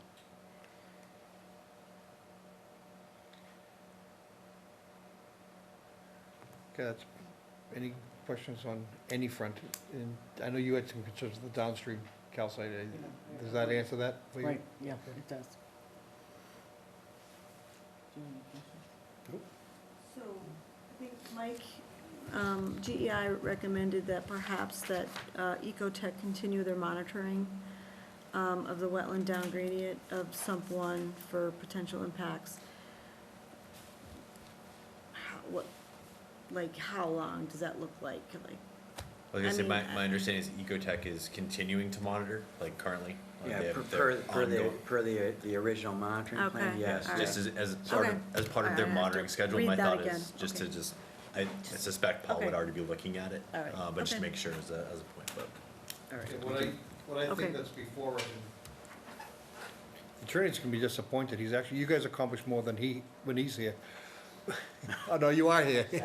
I'm sorry. He's hiding. But I think you're looking at, is to keep the program moving exactly the way it is, just decommission the well point system, and we're gonna incrementally get a point of measure where we think we're gonna be able to relax some of those things moving forward. We don't know, we're not there yet, but we think that decommissioning the well point system is a pretty darn good first step. Correct. One of the things we talked about when we were last year was the interceptor trench was supposed to be supplemental to the well points. That's flip-flopped. The interceptor trench is taking 99% of the volume now, and the well point is now your supplemental, and looks like as things sit, not super effective of what it's doing, so you're not getting a lot of bang for your buck. Not that it's about that, but you see what I'm saying? Sure. So if it's not providing anything we're doing, we can rely on the interceptor trench, which the data indicates that is the case, and the recommendation is to, move ahead with the plan to take off the header lines and pumps and just rely on the interceptor trench. Okay, and I think we're prepared to talk about that, but before we make a vote to do that, who could speak to the construction of the rest of the project moving forward? I mean, are you encountering other issues? How's the rest of the upstream site going with the pavement schedule and? Yeah, so we have about 85% of the binder course down now. We expect to have 100% of it completed before the plant's closed down, so Thanksgiving. All of the rain storage systems are installed right now. All the water that is getting collected from what is paved right now, I would say close to 85 or 90% of the water that's hitting the asphalt pavement is going into the rain storage systems. The rain storage systems have appeared to be functioning as designed.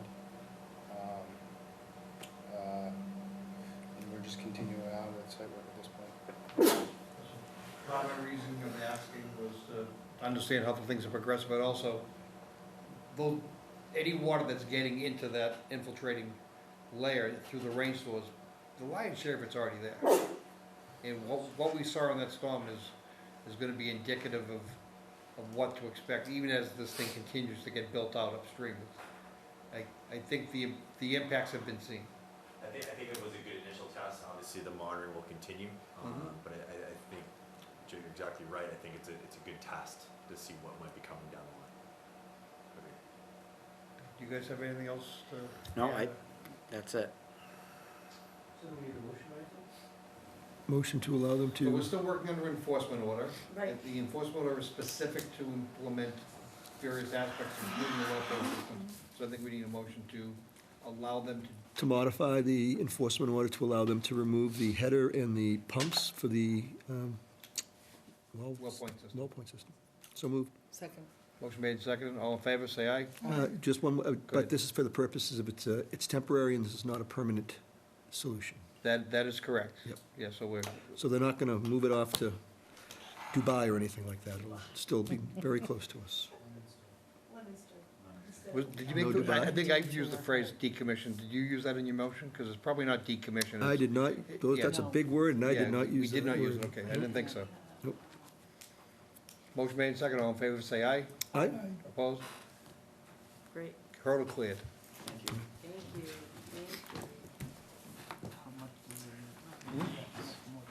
They all step out? Yep. Isn't when they want to say yes. Just wanted to see what you look at. Everything else is still in place. Everything else is still in place. Are you talking to me? Yeah. I was talking to Jen. I said your name was mentioned. Yeah, you're the fence lady. Through the wetland. So One decision. I don't know where it is. Do you have a copy of it? Do you want mine? No, because you have to review it. I can look over with Deb. Okay, so we No, I got it, got it. motion to adjourn? One decision, one decision. We have And then decisions? signature Yep. pages. One decision. So that's Not a lot of highlighting. Dogwood Circle condominium retaining wall.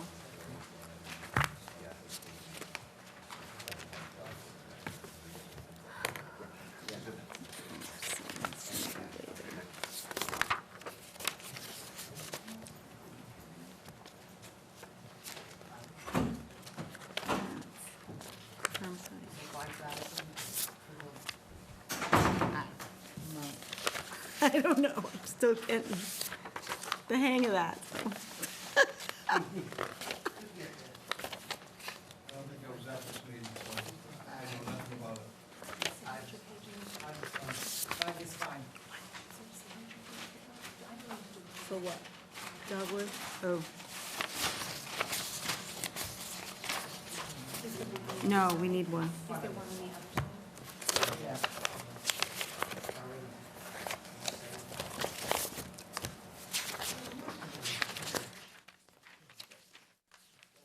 I didn't recognize the address, but you're right. I was here for that one. I was here for that one. But I can't remember.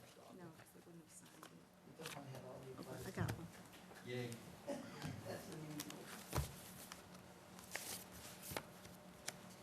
Was there any other? I think Sign it, right? That's you it? have to move Yeah, it and vote You it. gotta sign it. Yeah, talk about it. Like 34. 34? Yeah. 242-1769, is that it? No, that can't be Is it. that all right? Which one is this? Allow sick work as. So is the wording that, the as, should just be to allow Oh, I'm work? sorry, just one ask. No, But even if we have it as one as, to allow work as current conditions are built with existing buildings, including, is that what you mean? So the current Include, conditions yeah. include existing buildings, patios, lawn, yep. Okay, Okay, so instead of our built with the yeah, conditions including okay. existing wall, buildings, patios. Okay. I mean, this is a 40B, so that's why they're in it. It's, No, I understand. I just, I saw the wording of it and uh, saw the double as, and then I just read along. What's the last one? Permanent mark the edge of the tree, max every 30 feet. Okay.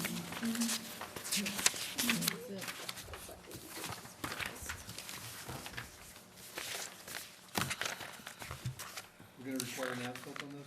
If we do we want it like 7 years early? Or do we have to wait for this one too? That's why we need one. Well, As-bills are good.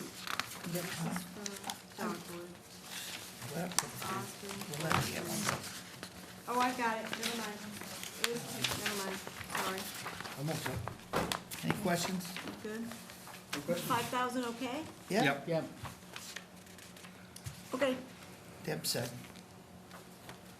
You moved it, Deb? Is that what I heard? I moved it. I need a second. Second. All those in favor say aye. Aye. Opposed, and that's unanimous. Motion to adjourn. So moved. Second. All those in favor say aye. Aye. Opposed, and that's unanimous. All paperwork. Oh, signature stuff.